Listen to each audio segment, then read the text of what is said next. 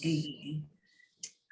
All right, we're all good. So we're starting promptly at our 10 after for our workshops. We like to let everyone get in, get settled, because we have such an amazing 2 hours planned for you guys. So I'm going to introduce myself, get started. I am Amber. I have some notes here that I'll be referencing just to make sure I don't forget anything. I know I say some of the same things over and over, but for this, I want to make sure I include everything. So I'm Amber, AKA Watch Amber. I'm the confidence queen. I'm the co-founder of the Herpes Can Never movement. My YouTube video, Herpes Saved My Life, was the faith step that changed everything for me. My channel currently has over 64,000 total views and growing. So I'm popping over on YouTube. I'm a healer. I help women heal on purpose. I've been called to help women feel unashamed, empowered, and worthy, and I'm using my real life experiences to do so. Thank you all for being with us today. Welcome to our cousins, new and old, and everyone in between. So I was diagnosed with HSV-2 in the fall of 2018 after like a summer fling type situation. And that's how I got my diagnosis. I was 32 years old. So I just wanted to share that with you guys. Welcome. Thank you so much for being here. Shayna. Can't hear you, boo. All right, I'm off mute now. There we go. My name is Shayna Singleton, also known as the Herpes Goddess, and yes, having me is a big flex. I am the founder of the Herpes Can Never movement, growing the largest herpes awareness community of over 230K. My mission is to make everyone feel uncomfortable until the herpes community feels comfortable being open about their status and proud of their sexuality. Thank you all for being here with us today. Oh, we got somebody coming in. Boom. The day I found out I was pregnant was the same day I was diagnosed with HSV-2 genital herpes. That was the summer of 2015. I spent the first 2 years of my diagnosis on antiviral medication and the past 4 years off of antiviral medication using the holistic approach. Year one was back-to-back outbreaks. Year one of my journey with health off of antivirals was back-to-back outbreaks. Year two was a total of 4 outbreaks. Year 3 was no outbreaks, and year 4 was no outbreaks up until my little experiment that I did. All right, I need everyone to mute their mics. Before we get back to Amber, no questions until the end. We are gonna cover half, break, and then we're gonna do our second half. And then the last 30 minutes of our workshop, we'll open the room up to any questions that you might have. But just so that we can get the information out there and move along smoothly and don't make sure we're not stepping, missing any information, we ask for you all to just mute your mics for the duration of the workshop. Thank you. Thank you so much, Queen. I appreciate that. Let's get going, okay? We want to welcome you again. Thank you for being here. You found our community, and that means that you attracted us. We attracted you for a reason, and we're so happy to be here with you in this season of your healing, okay? This is the purpose project for Shayna and I, the Herpes Can Never movement. This is what we've been aligned to do together. So I'm so grateful that you guys are part of it. And at the end of this workshop, we guarantee that you will leave feeling aware, more aware, with a new perspective, motivated and educated. So those are our goals for the workshop. So you know a little bit about us. Now we want to know a little bit about you, okay? So this is the only time before we actually get into the meat of the workshop that it's okay to come off mute to share. Basically, you can share your name, where you're from, give us a fact, give us why herpes can never in your life, give us what you want to know for the workshop. That's what you want to know, what you want to take away after coming or listening to the workshop. So let's get a few people. In order to speak, all you have to do is go to the participants little area and press the raise your hand feature, and we can call you up and have you unmute, and then you can share. You can also get in the chat. It looks like, let's see here. Looks like Nicole already got in the chat. She said, I know that's right, saying it was on your heart. So that's right. Get in the chat, introduce yourselves, let us know where you are watching from this morning, and let us know what you hope to learn from the workshop. If you want to speak to us, we would love to have someone come off mute, and all you have to do is go to the raise your hand feature. Okay, looks like Deja. Good morning. My name is Deja. I'm from Florida. I live in Gainesville, Florida. And one thing I want to learn today is more about body journaling. I've watched the videos, but I'm glad that we'll have like an in-depth conversation about it. And I'm glad to be here. Herpes good never. Ew. Thank you, Deja. I know Deja attended our last workshop as well on disclosing. So she was one of our people who bought a package. So thank you, Queen, for that. We're so happy that you're here. Looks like we got Marquita. Hey, Marquita. Good morning. Hey, everyone. So I'm Marquita from Romulus, Michigan. I would like to get better with journaling. Trying to be more active, proactive with doing it, constantly doing it, find different ways to, write and whatnot. So I'm excited. Thank you. Marquita is one of our beautiful Patreons. So we have all the conversations. We had a great one last night on our Patreon Sundays. So thank you so much, Queen, for being here. And looks like the chat is getting popping. Shout out to everyone in the chat. Looks like we had Asia raise her hand next. Asia, we'll go ahead and finish up with you and then we'll move on. Welcome. Good morning.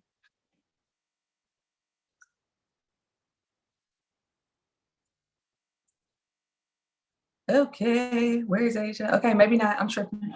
So, well, welcome everyone. Get in the chat. Say hello again. Please introduce yourselves. We want you guys to get familiar with each other. Part of the benefit of having our community is you all, the community. So we want you guys to get connected to us, but also get connected with other women and men in the community that is going to be crucial and necessary in your healing journey. So I just wanted to do that. Again, welcome, and we are going to get started. And we're going to go into body journaling. So with that being said, everyone, we appreciate your mics on mute, all ears. If you have questions, make sure you write them down as we're going along. And then for our Q&A section at the end, which will be Crunk, you can ask your questions. So I will leave it and hand it over to Shayna. She is getting us ready to get her screen shared. So we have some slides for you all that just have the general topic, but we're going to give you the meat ourselves as we're going to go back and forth and dialogue with you. So there you go. Okay, thank you, Queen. I appreciate you. I love you. I appreciate everyone here. We are growing, we are learning, we are evolving. That means we are not okay with our right now narrative, and we're ready to make a change, and that's worth celebration. So I'm so happy that everyone is here. Let's get into this slideshow. We're all here for body journaling, right? What is body journaling? Why do I need to do it? I have medication that I can just take for the rest of my life. What? That's why we want a body journal.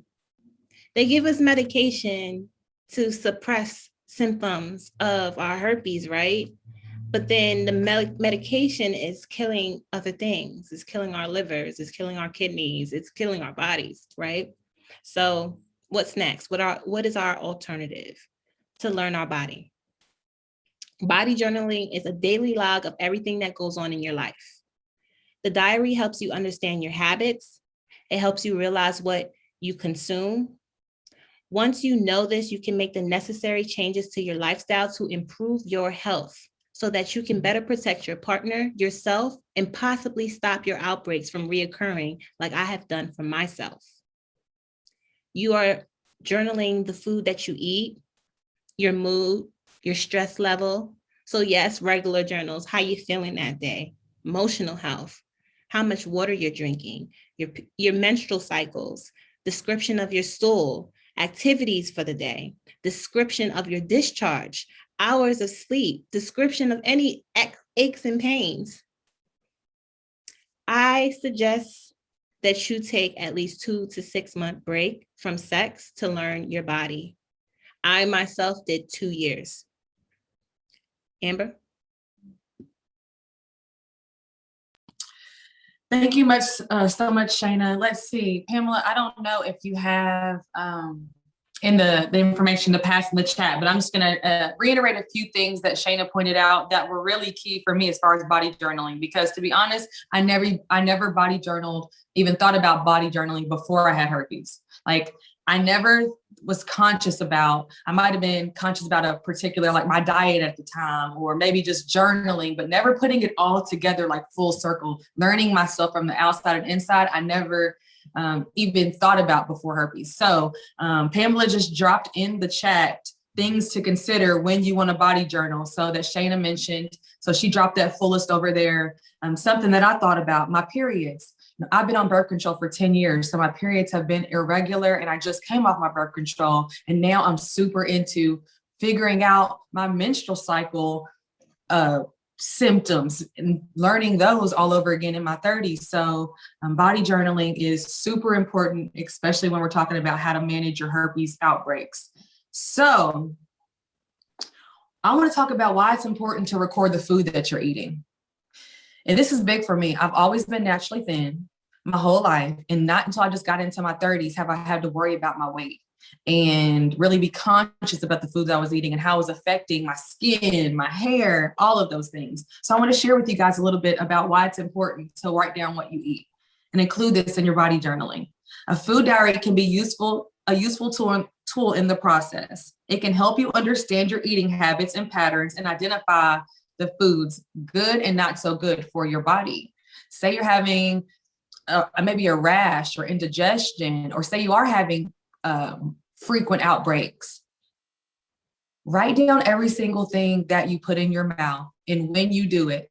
It's best not to wait till the end of the day. Write it down in real time. Get you a little notebook and put down everything you eat. So when it comes to trying to identify the cause or the root of certain symptoms that you're having, you're going to find that most likely your food is playing a part in that. The simple act of writing down what you eat can positively impact the food you choose. So I wanted to share that as well. The importance of a healthy gut for our health. Our immune system. I read a quote, and I got this quote from eatthea80.com. Your gut is your second brain. Your gut is your second brain. When we're talking about everything we ingest, it's going into our gut. So when we are ingesting foods that aren't good for us, when we're ingesting medications that aren't good for our bodies, everything's getting absorbed there. And that's our second brain. Our brain and our gut are connected. Our immune system, our immune health also lives in our gut. So when we're talking about food journaling, this is what we're talking about. Why? Yes, we're talking about for outbreaks, but I myself, I'm asymptomatic. I haven't had an external outbreak to my knowledge when it comes to my herpes. So why is it important for me to still journal my food? Because I still want to learn every single thing about who I am, my skin, my hair, symptoms that affect me internally, my discharge. We'll get into that. The flow of my menstrual cycle. All these things are affected by what we put into our body. So it's imperative that we go on this journey, with self, that we go on this journey and we document what it is that we're consuming. So I'm going to continue. When we're talking about herpes, the main thing that everyone asks is what foods do we eat to prevent herpes, or what foods should we stay away from? What foods trigger outbreaks? That's one of the questions that Shayna and I get asked all the time that I'm sure many of you have researched. If you have asked that question, get in the chat. We want you to share with us there and let us know. Put true if you asked yourself or asked the internet, what foods should I avoid? Or put false if you've never been there. But I know a lot of us have, and I want to share with you. Okay, we got some truths. I want to share with you the foods that are high in arginine that are recommended that people who are herpes positive should avoid or stay away from. Examples that are listed for 4hims.com are turkey breast, pork loin, chicken breast, nuts, peanuts in particular, pumpkin seeds, chickpeas, soybeans, dairy products, and other lentils during your herpes outbreak. Common herpes triggers include sunlight, hormonal changes, a weakened immune system, and traumatic life events such as an injury, surgery, or stress, which I'm pretty sure that's the part that a lot of us are more familiar with. Those external changes, those hormonal changes People also talk about in the group how they get outbreaks more closely around the time of their menstrual cycle. So as a general rule, foods are unlikely to trigger a herpes outbreak. However, some foods can be linked to foods that are high in arginine. So it's advised that you avoid those foods in your diet, or stay away from those and eat those that are rich in lysine. All right. So on the other hand, one last thing I want to share: foods that strengthen your immune system, such as vegetables, fruits, and natural foods rich in vitamins, may potentially reduce your risk of experiencing outbreaks. So reducing the bad foods that we consume, increasing the good foods. And we'll get more into that, but I'll hand it over to Shayna to talk about sleep now. Thank you, Queen. I just want to tap into a few things. For those of you who don't know what arginine is, also pronounced arginine or lysine. Lysine is an amino acid, and the herpes virus does not like it. So we take lysine to, get rid of our outbreaks and, put the herpes virus to sleep. But then there's also foods that are high in arginine. And arginine is an amino acid as well, but herpes loves it. It thrives with arginine. So if you're like, damn, this outbreak won't go away, and you're eating a bunch of peanuts, that could be the reason why your outbreak is not going away, because you're feeding it. You're making it happy. You're actually causing it to stay there for yourself. And this is why body journaling is so important. I also wanted to touch on a healthy gut. Meat eaters, animals who are supposed to eat meat, their guts are short. So that dead carcass passes through their body a lot quicker because they were made to do that. Humans, our gut is longer. It's like 4 times the size of us. Don't quote me on that. And we weren't meant to eat that. So it takes a long time to pass through. And while it's taking a long time to pass through, it's clogging your gut up. Other stuff is growing on it now. It's still taking time to pass through, and you're clogging your gut. When you clog your gut, other things can't pass through. Like, say if you're sick, you're probably getting sick because things are entering your body and they can't pass through because your gut is clogged. And this is why it's so important to have a healthy gut, or to learn how to have a healthy gut. It starts today. I love meat, y'all. Okay. I didn't stop eating meat just because I wanted to save the animals. I'm just being honest with y'all. That's not the type of plant-based eater I am. But my life got better. My stomach aches disappeared. My skin started clearing. Like, so many things changed in my life, and it just wasn't worth it for me to eat it anymore. So into sleep, the importance of sleep. From the Sleep Foundation itself, sleep is an essential function that allows your body and mind to recharge, leaving you refreshed and alert when you wake up. Healthy sleep also helps the body remain healthy and stave off of diseases. So with sleep, you keep your immune system high, guys. What we say, low immune system will trigger an outbreak. Without enough sleep, the brain cannot function properly. This can impair your ability to concentrate, think clearly, and process memory. If you lack sleep and experience a back-to-back outbreak, that is why. Lack of sleep will cause your immune system to drop and create a hostile environment for your brain, also causing stress, which is also a trigger for herpes outbreaks. Ages 14 to 17 should be getting 8 to 10 hours of sleep a day. Ages 18 to 64 needs 7 to 9 hours of sleep a day. It is important that sleep is a part of your schedule. It is important that you make sleep a part of your life. That is a trigger. Say if you're in a relationship and you want to protect your partner and it's been a hectic week and you have not been getting enough sleep, you're supposed to say, hey, babe, I haven't been getting enough sleep, and that will trigger an outbreak. So why don't we just hold off on sex until I catch up on my sleep and I make sure my immune system is right? Amber. Thank you so much, Queen. I wanted to hit on the importance of sleep. Like, some of y'all know I was in the Air Force. I was in the military 12 years. So I was in the military for several years, and we both got accustomed to little to no sleep. And for me, it was prior to my herpes that I was in the military. But I now that I've been out for years, I still adopted the mentality of only needing or being okay operating off little to no sleep. And that's just not healthy and okay for your body. I literally feel worse when I don't get enough sleep. I feel like I'm getting sick when I don't get enough sleep. Like I feel like I have a headache, my stomach, I'm nauseous, like all these things happening to my body, all because I need sleep.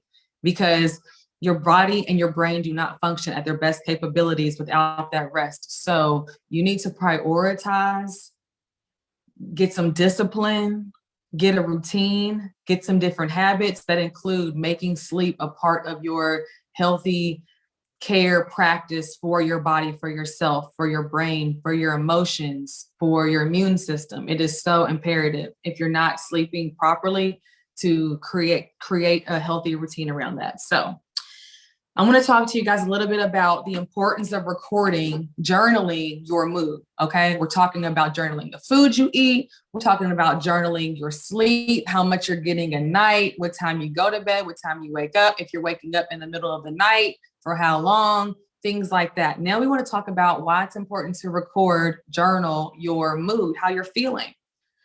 Okay. When we track our mood on a daily basis, we increase our awareness. That's a key word. Write that word down, awareness.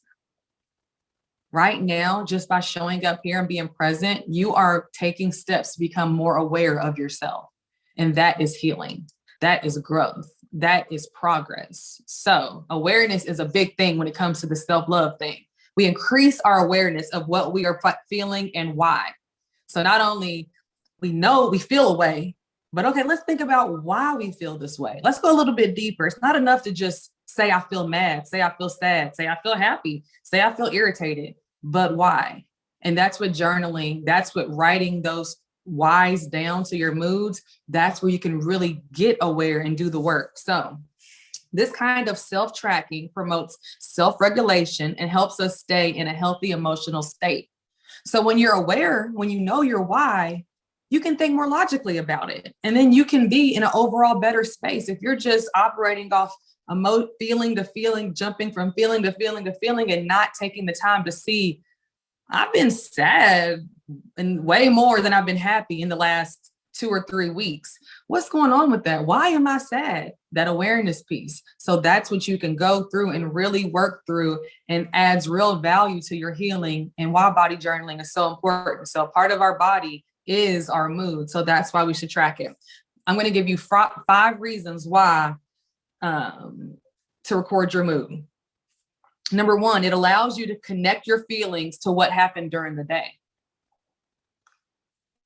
So say you're sad when you're journaling how you feel. Then when you say you're sad, you're like, again, that why, you're going to have to go back to in your mind, why are you sad? So did something happen? Was it a phone call? Was it a conversation? Was it something you were reflecting on in yourself? Something came out of the blue that made you sad? You'll get to piece the things together. So that's why it's important to connect with your mood. It allows you to journal your mood. It allows you to connect with what happened during the day. Number 2, mood charts can help your physician, therapist, or psychiatrist give you a more accurate diagnosis. That's a really good one. I hadn't thought about that one. When you're able to track your mood, say you're going to your primary care physician, say you're going to your therapist, say you're seeing your psychiatrist. When you have, well, for the last 2 weeks, I've been here, and here. When you have that detailed information about your own self, that can allow others to better help you, because you're more aware of how you're feeling, when you're feeling it. It just puts you at an all-time different level of self-awareness. And self-awareness is the real bag. So those mood charts can help yourself, and they can help those who are also there to help you as well. Number 3, it's important to record your mood because charting your mood allows you to see patterns in your life. Ooh, no, that somebody might get uncomfortable with that, because when we start seeing these good patterns is okay, but when we start stumbling upon some bad patterns that we have, then we're like, oh, that self-awareness, that don't feel so good, because now you're like, okay, I might be a little toxic. I might be a little dysfunctional. I might be a little broken. I might be a little unhealed in certain areas. So what are you going to do about it? So that's another thing, being able to track your mood. You might have a certain mood around a certain person. Okay, it's time to reevaluate that specific relationship. You're happy until she comes around. You're happy until they come around. You're sad until they come around. So just being able to understand that. Number 4, it allows you to better understand your triggers, which is another thing we're here to talk about. When you write down how you're feeling, and it comes in concurrent time with an outbreak or prodrome symptoms or other triggers in your life where you find yourself going from 0 to 100, when you're able to identify and keep track of how you're feeling throughout the day, you will better identify what's causing yourself to go off or your body to have a physical reaction. And number 5, keeping track of your moods can tell you a lot about the timing of your different mood states. So again, if you're happier in the morning, if you're more, if you're kind of wake up like in the morning, but by the mid-afternoon, you're in a better mood. So it'll give you time to really see and know more about you. Have you ever spent this much time consciously trying to get to know yourself, trying to get to learn the intricate details, the specific details and moods and ins and outs of yourself? Before herpes, I would have never spent this much time getting to know myself because I didn't think it mattered.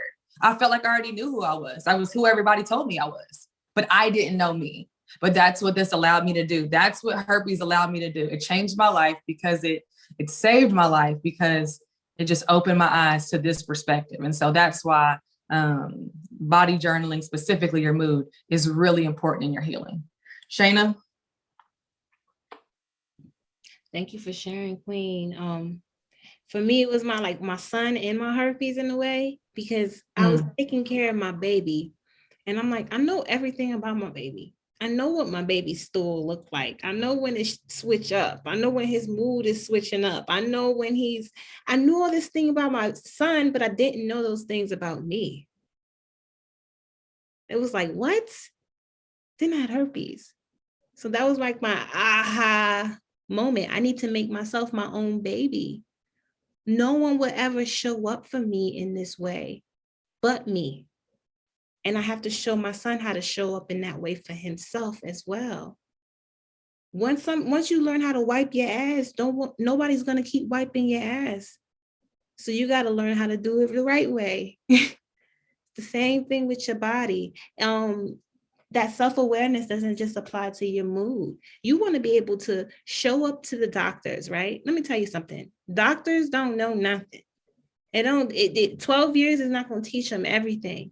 They are in training as they go. That's why they say you always find yourself an old doctor, someone who's just been in the game, because they're figuring it out along the way. They just know how to find the information and get to it. So when you know yourself, you can go to your doctors and be like, my mood's been like this, my stool's been like this, I've drank this much water, I ate this and this and that, I've been doing this and this and that, and this is how it's been throughout the days. They're going to know exactly where to go and how to help you, instead of misdiagnosing you or putting you on this for this and finding out that it's not that. And now you got to go back and figure something out and have all these tests done when you could have just told your doctor what was going on to begin with. So that self-awareness, y'all, is life-changing. Now let's get into why it's important to record your cycle. Sometimes hormonal imbalances caused by our cycle may or may not trigger an outbreak.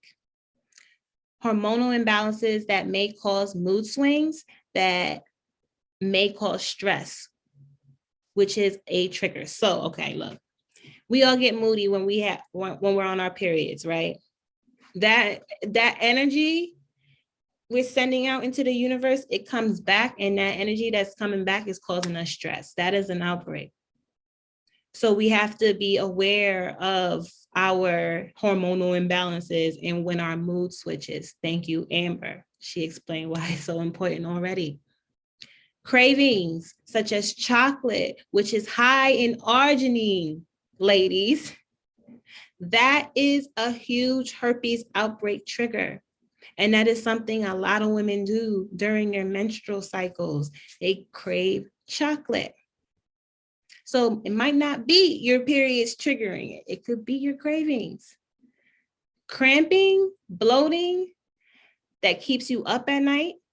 That's lack of sleep, you guys. Another trigger. Also, it's causing you stress because it's pain. That's another trigger. It's all triggers for herpes outbreaks. I want to share with you guys my little story. Before I could truly analyze my journal, I used to think that my periods triggered an outbreak. A lot of us think that. The truth is that I noticed a week before my periods, I will binge eat. And I would binge eat the same foods religiously every single month, y'all. And those foods that I were eating were highly processed, high in sugar, and they also high in arginine, which means that I was bringing on my own outbreaks every single time my period would come.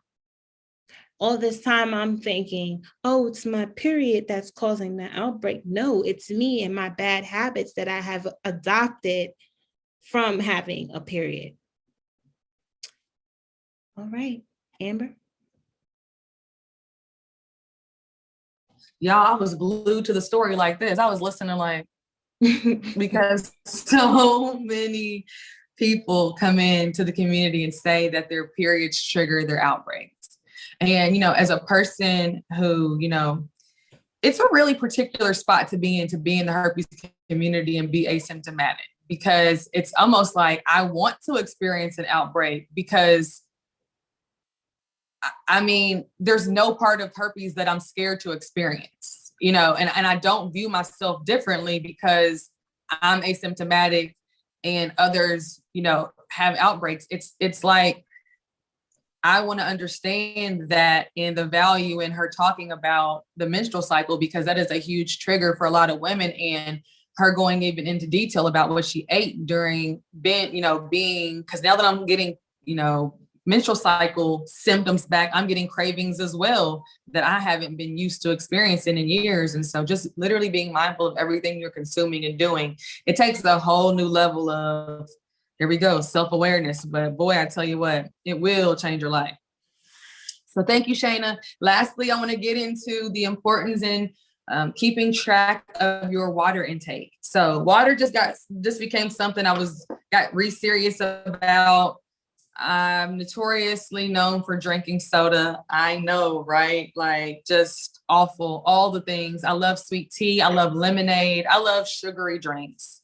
And I want to say loved, but the importance of drinking water is evident in my own life. And now I can't get enough of it. And our body is just made up so much of water. And water just does so many good things for the body. Being an esthetician, we learned the value of water. Water is the universal solvent. Like you put water on everything and it has the ability to purify, to just keep things going, flowing. It's a beautiful thing. And so we need to be hydrated when it comes to being diagnosed with herpes. There are links between dehydration and outbreaks. Like we need to be hydrated. Water is crucial for digestion. So we're talking about that healthy gut. In order to keep things moving through our gut, we have to be drinking more water. Don't be the person who says, I don't like the taste of water. Like, don't be that person. And if you are, we got to get you familiar with the taste of water, because you got to change your perspective on what it's doing for you. You're not doing it for the taste. You're doing it for the benefits. And so that just changes your mindset. You're not a person who has to be satisfied in the moment. You can do it for the results of what you know that you're doing for yourself. It's like self-love, it's self-care. Not all parts of self-love and self-care feel good, but they're necessary. So drinking your water is one of them if you're a person who struggles with water consumption. I used to be very much so, but I've changed my perspective on how important water is. And I really enjoy it. So it prevents constipation and keeps the bowels moving. Staying hydrated also helps to eliminate toxins out of your skin, out of your body through urination. And then also just it helps to release them. Our skin is always also giving off water as well through our pores. So you're also allowing things to leave your body via sweat and things like that. So water, not having enough water can also reduce your immune system as well. So only good things when it comes to consuming water. So if you're not being mindful, I bought me one of them little half-gallon jugs off Amazon, and I'm very diligent about my water intake now. So because I knew I had to do that for me. I knew me enough to know that I couldn't just count on filling. My sister has a cup that she fills up 8 times a day with water, this big old cup. That's how she gets her water in. I can't do that. I need to have it all in a big jug and me to just keep looking at it and drinking it. That's how I have to consume my water. So I knew me enough to know what I needed to do. Find out what works for you and get your water in. Shayna. Thank you, Queen. Water, y'all. You need to drink water. You need to get turned off by yourself every time you hear yourself say, I don't like the taste of water. Be like, oh, I can't believe I just said that. And start lying to yourself now and say, I love the taste of water, until it becomes your reality. It's time to speak a different spell. That's literally what I did with alcohol. I used to be an alcoholic, and I haven't drank alcohol in 2 years now. And I started telling myself, oh, I don't like the taste of alcohol. Oh, I don't like the taste of alcohol. Oh, and it became my reality. I didn't want it anymore.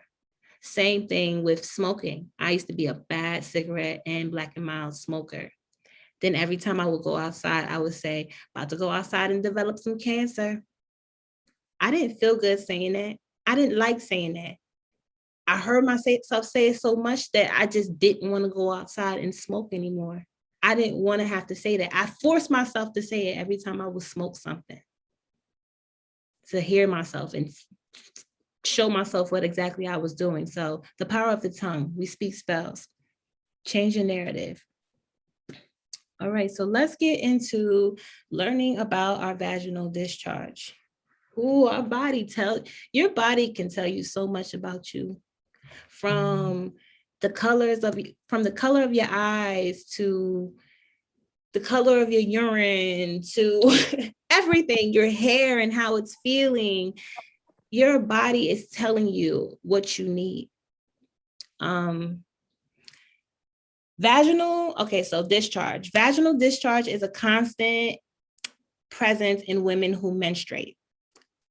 Women who don't have any uterus might not deal with vaginal discharge. But if you have a uterus, you are probably discharging every single day. So if your panties is wet, don't feel embarrassed. It happens to all of us, ladies. It can begin as early as a few months before your period starts in adolescence, and it's generally tapers off at menopause. Menopause is a whole different topic, y'all. Right now, my mother is going through it, so I'm learning a lot about it as well. Vaginal discharge is the way women's body expels fluids from the cells, and the production of vaginal discharge can vary from women to women and can change in consistency, appearance, depending on many factors. These factors include your menstrual cycles, hormones, pregnancy, and infections. This is from the Healthline. Okay. Discharge and its relationship. Oh, I can't talk today, Lord. If you know, you know, y'all. If you know, you know. Discharge and its relationship to herpes. Vaginal discharge association with herpes usually takes the form of a thick and clear, white and cloudy liquid. It is most common to have discharge when you are having other symptoms like sores. This liquid also tends to happen along with a strong smell that many people with herpes describe as fishy. This smell usually gets stronger or more pungent after having sex. Shouldn't be having sex during outbreaks anyway. Anyway, that was a side note, y'all. This discharge may have small amounts of blood in it. It may also notice some blood or discharge in your urine, even if you aren't experiencing any herpes symptoms, a herpes outbreak. Women who have herpes outbreaks inside of their vaginas and near their cervix tend to suffer from yeast infections and BV as well because of it. This is another reason why it's important to body journal and learn your body, because your diet can change that for you. It can stop your outbreaks, it can stop BV, and it can stop yeast infections. Now, there's 5 types of vaginal discharge appearance. I don't know if you got your pens and papers, but you have thick and white, yellow, brown, green, and then you have your yeast infection. Thick and white is normal. Sometimes it might be clear. You're good, boo. Shayna's Pamela's also dropping him in the chat. So he has all the descriptions, everything in the chat. So feel free to, do it however you're doing it. Shayna, guys, it's in the chat if you want to copy and paste it or reference it, so you can just listen to what Shayna's saying. Okay, thank you. So thick and white, normal. It might be clear. I've seen mine change all kinds of. I've had clear and sticky, clear and almost like a water texture. You just be a wet spot on my panties. I've had thick and white before because I've had yeast infection. That's the only time I've had thick and white is when I have a yeast infection, but we'll get into that. But vaginal discharge, clear, off-white, cloudy, look for that. That's all normal discharge. Yellow is abnormal, and it's the sign of a bacterial infection or another STI. So you want to hit up your doctor if you have yellow discharge. Brown discharge happens because of irregular periods. It can happen after your period, before your period. It can be a sign of the uterine and cervical cancer as well if it keeps appearing. So if you're having brown discharge, it only should show up if you're having irregular periods, or it should only show up maybe towards the end of your period or right at the beginning of your period. But if it's occurring all month, go hit your doctor up. It might be uterine or cervical cancer. Green discharge. That's not normal. Don't call your doctor, run to your doctor. That is definitely going to be a STI. I do have BV, but no, we're just going to get straight to it. It's going to be an STI, and it's probably going to be gonorrhea. Yeast infection. Yeast infection also shows up thick and white, but it shows up in a cottage cheese form. Itching, redness, irritation, and burning is also symptoms of yeast infections as well. And those are your 5 types of vaginal discharge. Now, the smells are also going to tell you a lot about yourself. There's 7 different vaginal smells.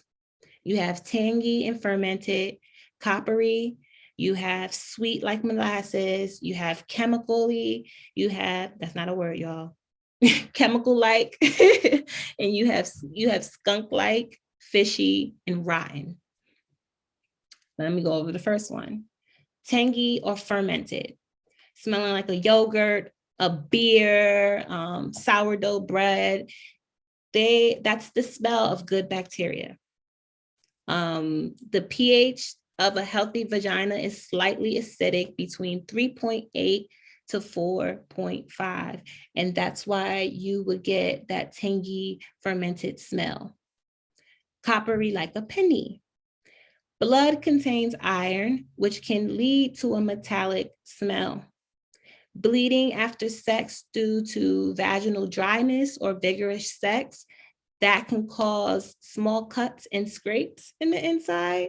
That can lead to your discharge smelling coppery. Or after your period, or if you're having abnormal periods again, you might be smelling that coppery smell again. Then you have sweet, like molasses. This is the smell of bacteria. Your vagina is constantly changing. Your pH levels is constantly changing, and it may cause you to smell sweet at times. When I say bacteria, I don't always mean bad bacteria. We're talking good and bad bacteria. chemical-like, almost like a cleaned bathroom. Urine contains ammonia called urea. I hope I said that right. Buildup of urine in your underwear around your vulva could put off a chemical-like smell. Also, it's your urine.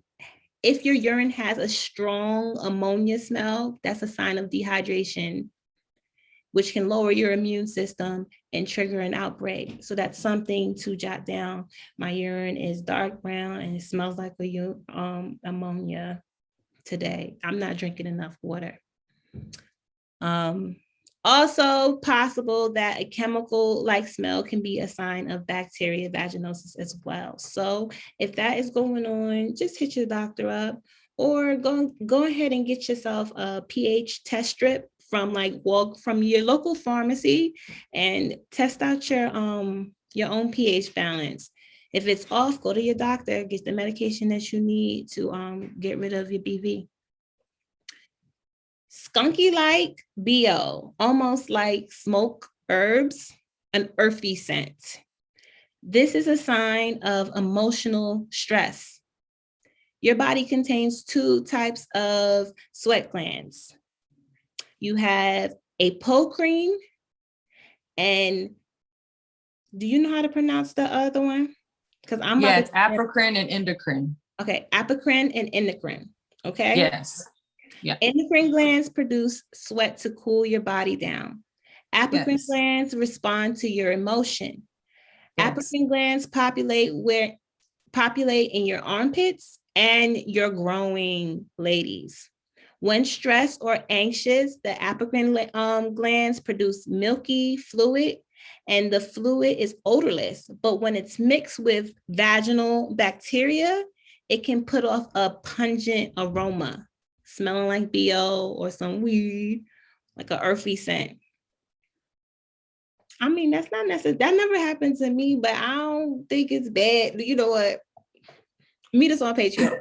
Okay, so I know, right? There's fishy. Fishy scent is a sign of trick or BV. So if you smell like fish down there, run to your doctor's office. Women are not supposed to smell like fish. Now we have rotten-like or decaying organisms. This can happen from a forgotten tampon. Yes, ladies, it happens. And this can also happen with people who experience irregular periods. That was me when I had the Nexplanon. I wasn't getting periods regularly, and every time I would discharge that brown discharge, it would smell like something died inside of me. So I had to get that birth control removed because my doctor said there's nothing I can do about it for you. What? Then take this out. That's why I got now, y'all. That's why I got now. That damn Nexplanon. Go ahead. Lord have mercy. It's always between the birth control or right after a fight. Next thing you know, baby. I feel like I went too far out. We got one. We got vaginal discharge. All right, you're about to get into stool, right? Let's talk shit. Oh, literally, literally, figuratively, all the way. I mean, when we talk about body journaling, like we rolling up our sleeves and doing the dirty work, doing the hard work, doing the work that most people aren't prepared and willing to do. But these are the things that are going to change your life. So thank you for that, Shayna. I've learned all types of new things about my vajay in the last 20 minutes, just listening to you, that some I knew, some I didn't know. Some I've experienced discharge and smells, and others I haven't. I remember going to my gynecologist. I'm like, something does not smell right. What is going on? And I think I had BV at that time, but your body will definitely let you know. I knew that was not how I normally smelled. So if I would have just kept on going throughout my day, like, okay, like, no, I was very aware of what was going on. So It's time to get less embarrassed and ashamed about talking about these things and more real about them, because that is the way real changes are going to be made when you actually start dealing and addressing, which brings us up to our stool, which is another thing for me, which, I mean, we're going to get all of each other's business. That's what the workshops are for, and Patreon calls are for. So why it's important to record the consistency of your stool, just like everything else. It tells you so much about your body. It truly does. Our bodies are amazing. Like when Shayna was talking about the dark urine, you're dehydrated, or the discharge or the smell that you could smell coppery, or just other ways your body tells you about what's going on the inside. So it says, while the subject of poop might have you squeamish, it's important for your health to notice your bowel movements and beware when something isn't right. What are the types of stools to look for, and what do they mean? So when you're looking at your stool, there are 3 things you want to be mindful of: the consistency, the color, and the smell.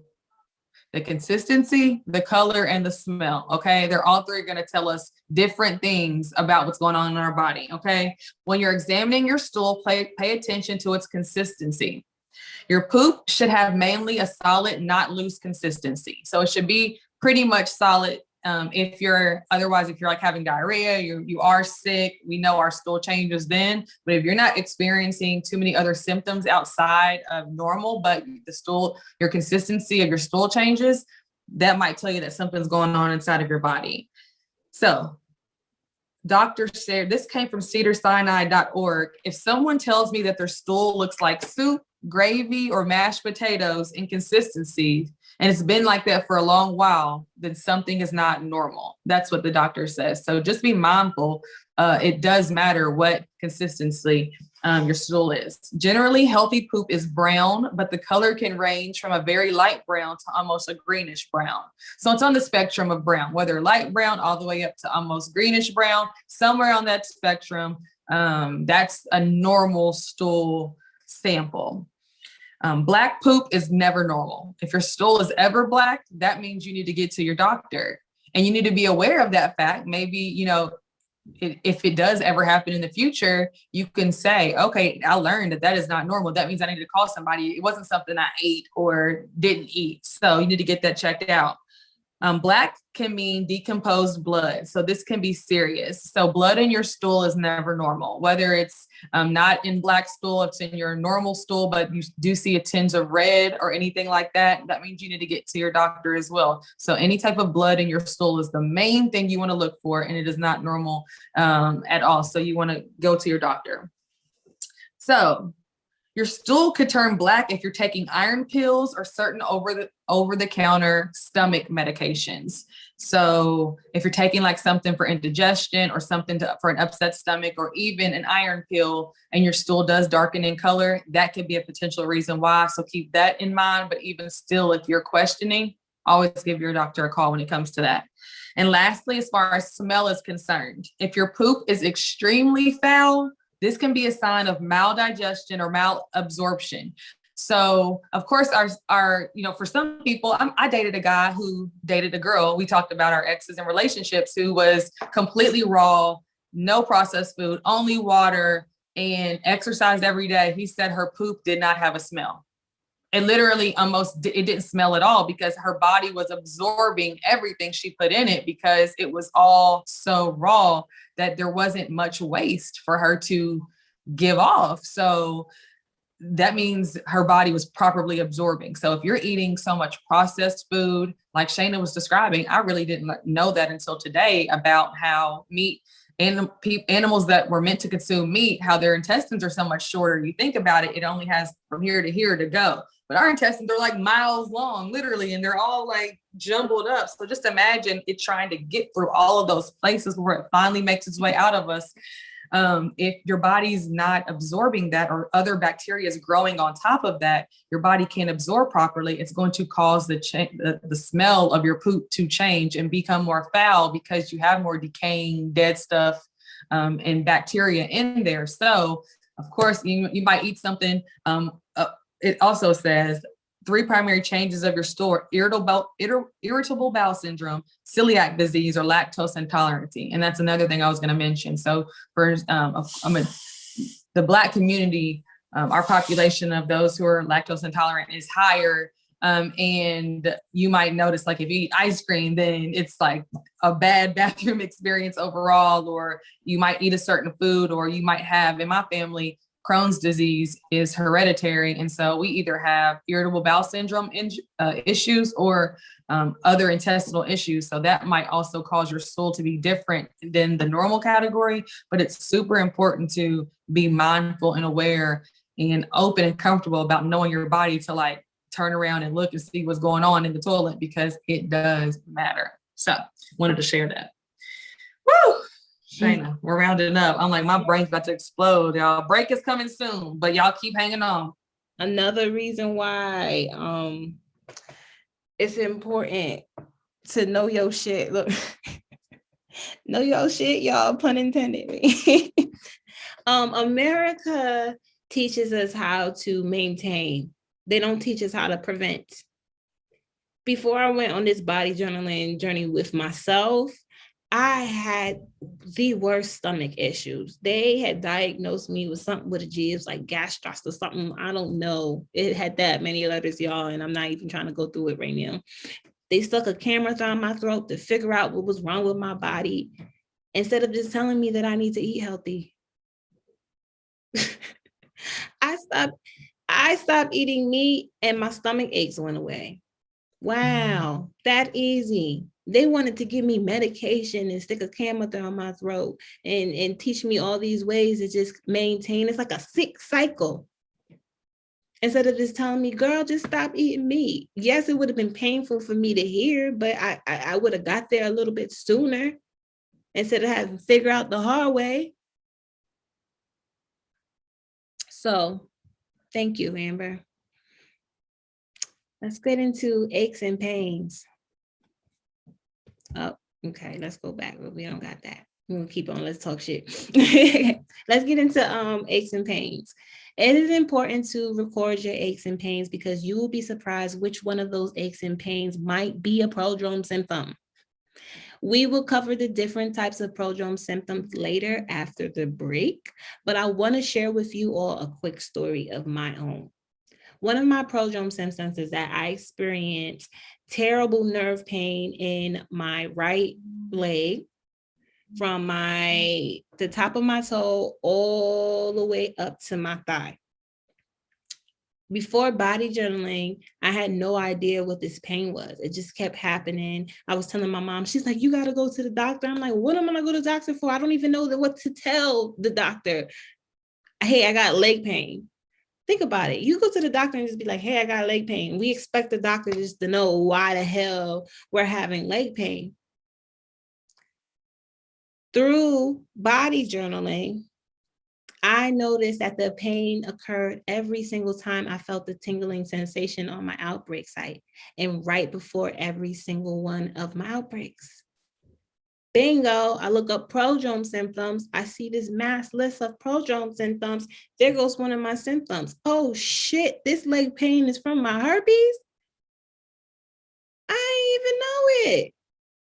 So that is why it's important for you to record your aches and pains. It's time to pinpoint where these pains is coming from so we can better your life. Become your own baby. Learn yourself. Amber? Thank you so much, Shayna. And that last slide was basically like a summary of the few things we're going to talk about because after these few things, we're going on our break. So thank you for sharing that. I just have a few more things to add as we wrap up the importance of body journaling. And I want to remind you all of a few things also to include in your journaling to wrap up. Number one, your masturbation habits. When do you masturbate? How often? Do you at all? How, when, what, where, and why? Like, even get so familiar and comfortable to know those things about yourself, because those release different type of endorphins and changes your stress level and your mood and things like that. So keep track of that. Also, just be mindful of the importance of overall physical health. So are you happy would you consider yourself healthy? Why or why not? What do you want to do to get more on the track of being healthy? I know me personally, I want to work out more consistently, and I want to be on top of my water consumption, and then really start to eyeball how I can be more disciplined in my food. So I know the things that I want to do to become more healthy, and now I'm in the process of doing those. So it is a work in progress, but you have to be committed to doing it. So journaling that as well is going to help me. And I want to share with you a few things that might cause stress that you may be aware of, or you may not. We all know that stress can trigger an outbreak. So these are things that can cause stress that you might not know. Increase in financial obligations. I know it sounds like, yeah, that would cause me to be stressed, but even if you're not necessarily, it's not impending, but it's down the line. I know I got to pay this, this, and this, or I know I'm going to have this much in, but this much has to go out. Just stress around financial situations. Of course, any type of like divorce or separation or breakup will cause stress. The death of a loved one. So COVID has like probably affected all of us in a way, or someone we know in a way. Just that type of stress around death will cause an outbreak. Moving, say you have to relocate to a new city, or say you have to just move from where you are to a new location in your city. I moved in January and I forgot. I just moved to a different part of my city, and I just was like, I don't like to move. It's stressful. And I got reminded of that all over.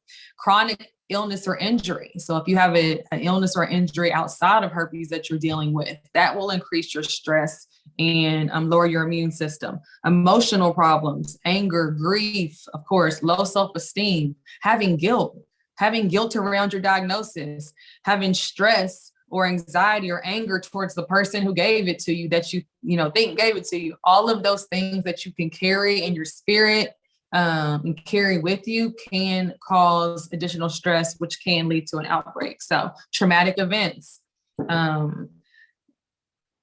unforeseen events can lead to stress. So keep your stress in mind as far as keeping it in check. Journal it when you feel it, along with your moods, and be aware that you really do have a lot of control over yourself when it comes to every area as you get more aware of yourself. So Shane is going to share with you all some apps that are super helpful when it comes to journaling, and then we'll get ready to go on our break. So thank you so much. I just want to, before we get into that, I don't want to shove plant-based lifestyle down y'all throats. I don't want to have to tell you, you have to give up meat, but I do want to say that you should be having at least one.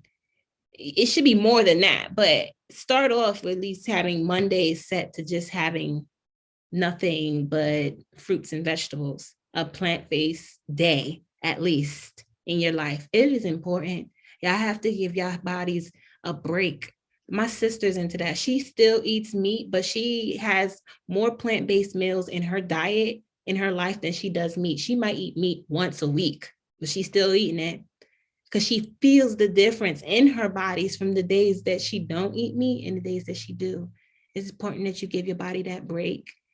Vegetables are supposed to be your main course, and your meat is supposed to be your side dish. And in America, we do it the other way around. So change your mindset around food, because you will see how much food is probably a part of your outbreaks and your stress. Food causes stress too, y'all. Certain foods do make you depressed as well. Having a filled up gut, that is that will cause you to go into depression as well. Food is that powerful. So we all know the importance of body journaling, and this can be extremely overwhelming. Oh my God, I gotta record all of this. That's too much. Like, how am I going to do that? How am I going to keep track of that? I got to do this every day. Like, I'm just going to take the antivirals. You don't have to do that, y'all. There's so many different apps. I use the Cara Care app. Cara Care app, if you really want it to work for you, I say you pay for that. It records everything, and it will also link to your other apps, like your period app, which is Flow. That's my period app. It will link to your Apple Fitness, your Fitbit. It will link all your apps, and then eventually you can just put it. It will even remind you, you haven't recorded yet. before you go to sleep. That's how you show up for you. That's what you do for you. Put your stuff in that app so that the app can do the rest of the work for you. They'll start breaking it down. You'll be like, oh, damn, every time I eat this food, I got diarrhea. Whoo, I hate when I got diarrhea. I got to stop eating that. Every time I eat this food, I got a bad attitude. Oh, wow. So when my stress was down, I ate this, I had a bad attitude, and then I had an outbreak the next day. Now you're going to start being more selfish with your peace. You're going to be more aware of your food, more aware of yourself. So go ahead and download those apps. We are going to take a break now. 10, 15, what we want to do? Let's do 15. It's 11:15 now. Okay. All right. So I'll see everyone at 11:30. Yes. Thank you guys so much. We'll see y'all right back here. Get your questions ready. That says 10. I didn't even see. That was long first hour. That was way. Don't judge us, My bad.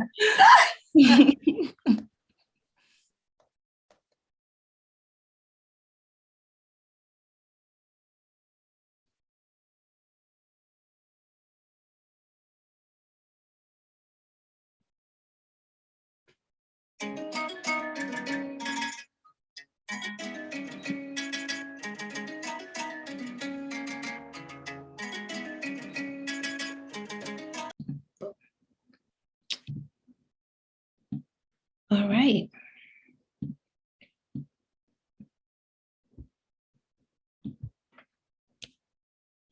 Queen Amber, I'm ready whenever you are.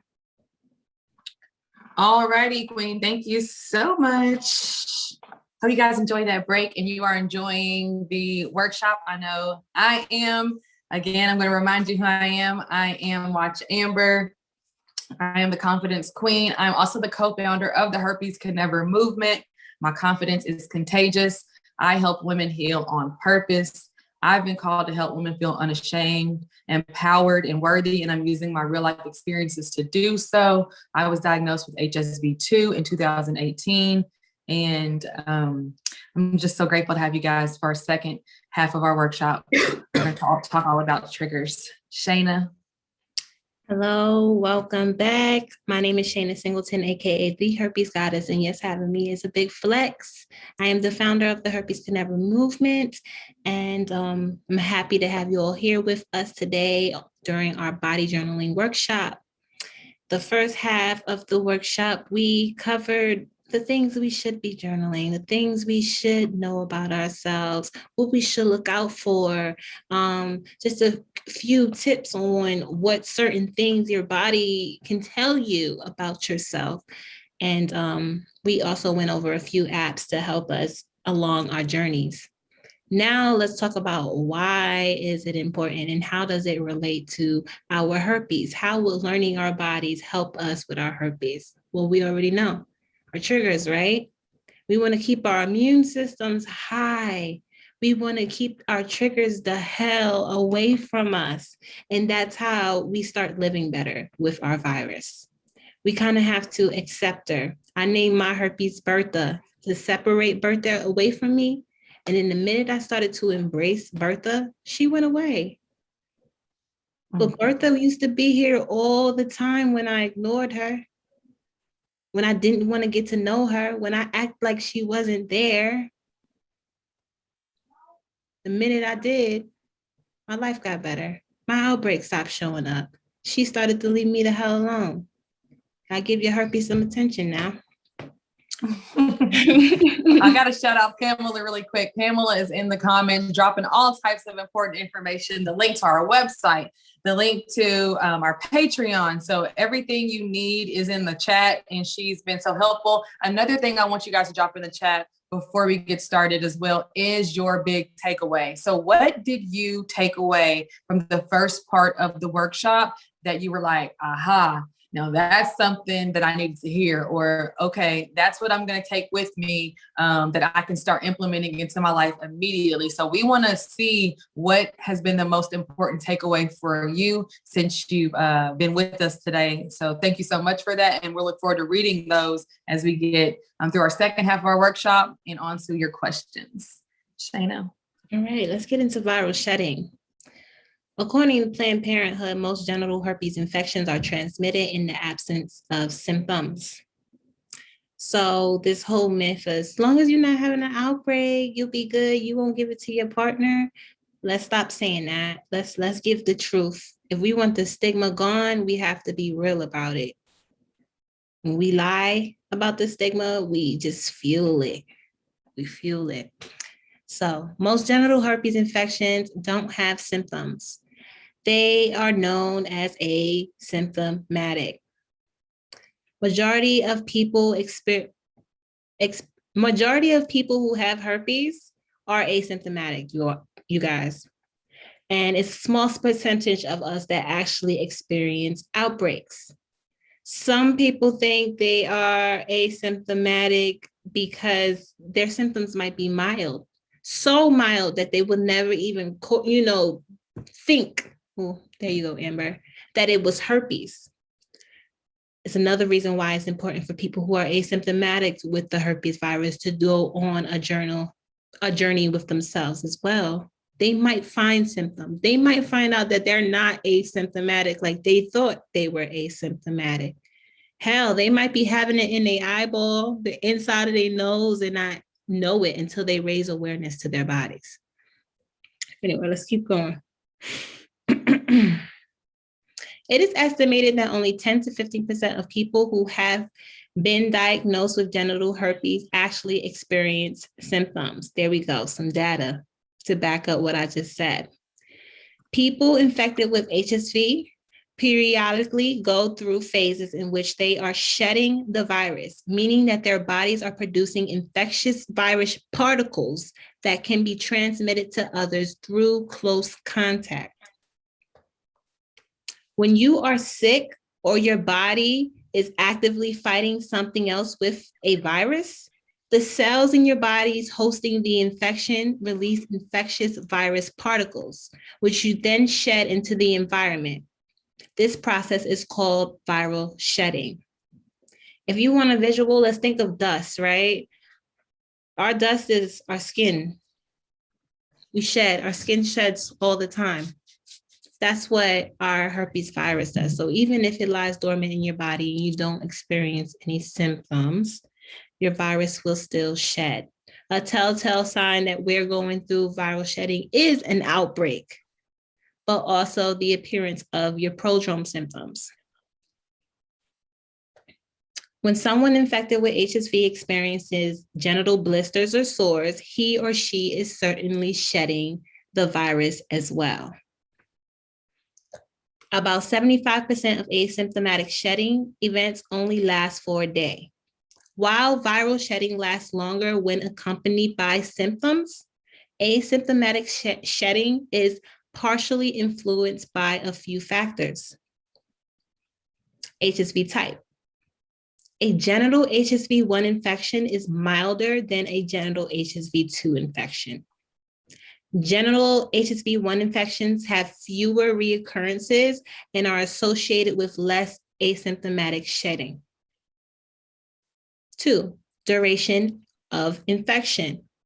While it is thought that viral shedding never ceases completely, the rate does seem to decrease over time.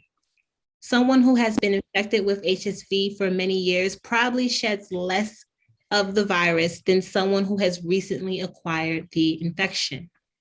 That's why they say with pregnant women, the longer you have the virus, the safer your child would be during a vaginal delivery. Number 3, we keep stressing this, immune system. A compromised immune system might increase the rate at which someone with an HSV infection sheds the virus.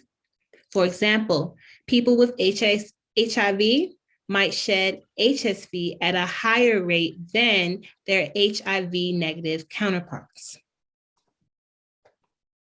Asymptomatic females with HSV-2 genital infection shed the virus on 28% of days on average. This is the average. Males with recent HSV-2 genital infections or a history of frequent herpes outbreaks were found to shed the virus at 32% of the days on average. Other studies have some similar findings. I will provide the article, the research, the journal that I got this information from inside of our Patreon that will be available for tier 3. And that's viral shedding. So let's get into prodrome symptoms. Thank you so much, Queen. Are we good? Yes. Okay. I can still hear an echo on my phone. You gotta turn one of your Zooms off. Bet. Let me turn this off.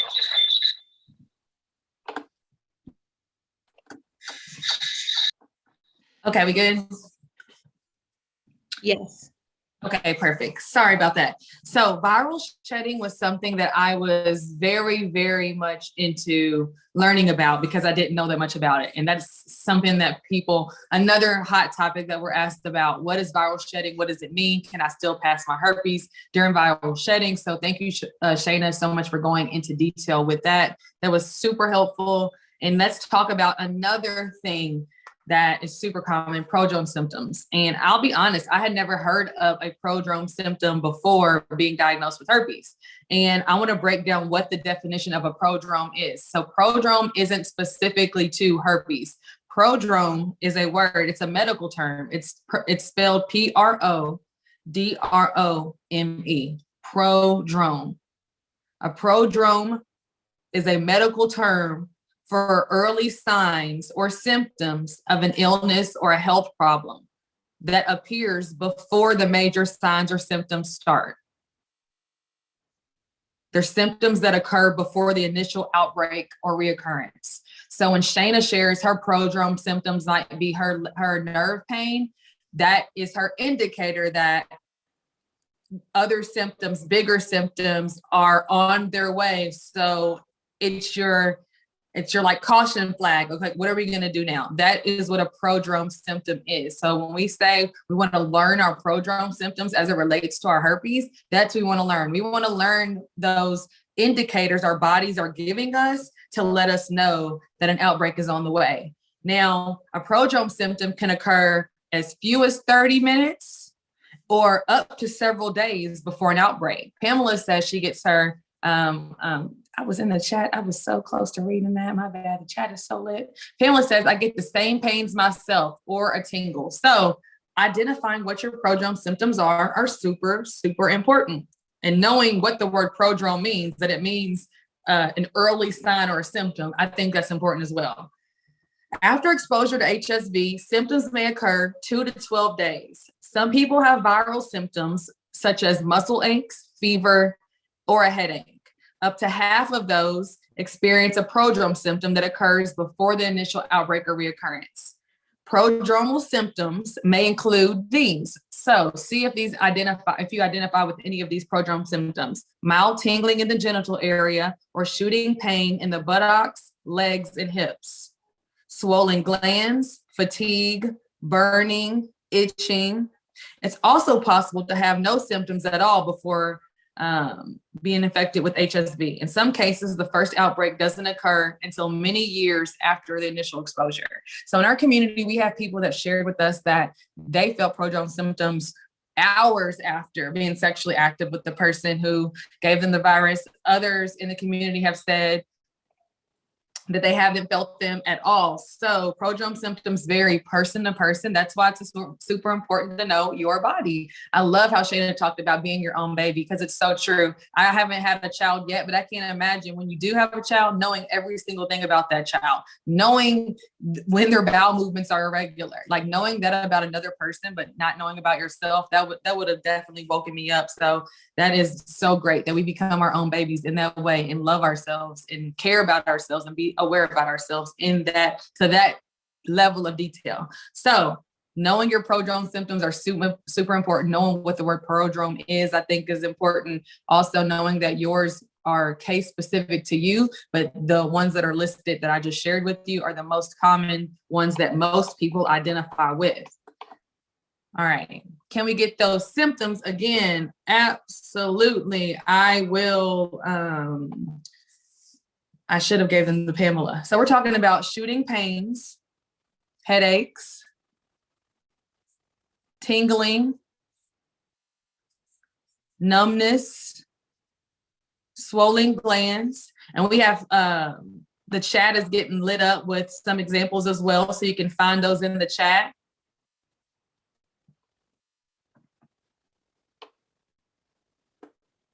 Burning, itching.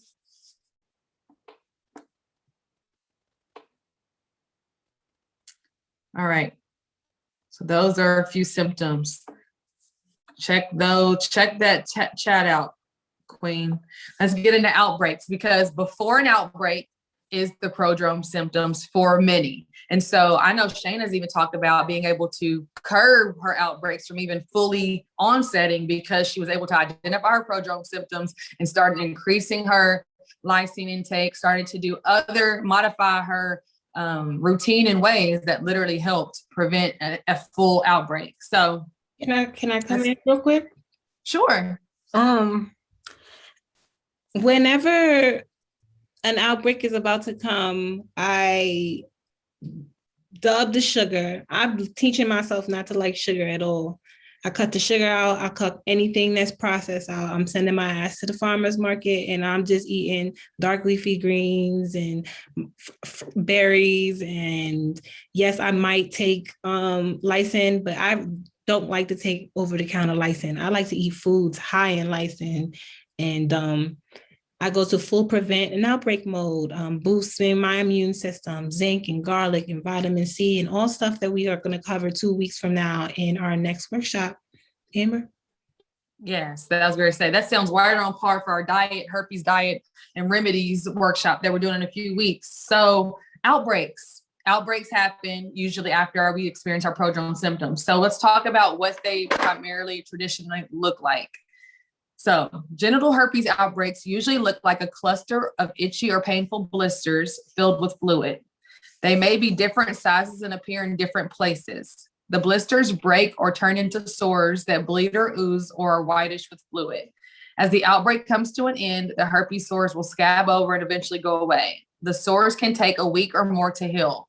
So outbreaks for your genital area, if you've been diagnosed with HSV1, it's most likely on your mouth or in your mouth area. Those are primarily what the herpes blisters themselves look like. So being familiar with knowing what to identify, again, we're talking about clusters of itchy or painful blisters. And I'm going to give a few more examples of what your outbreak could possibly look like as well. Appearing, they can be different sizes and different shapes.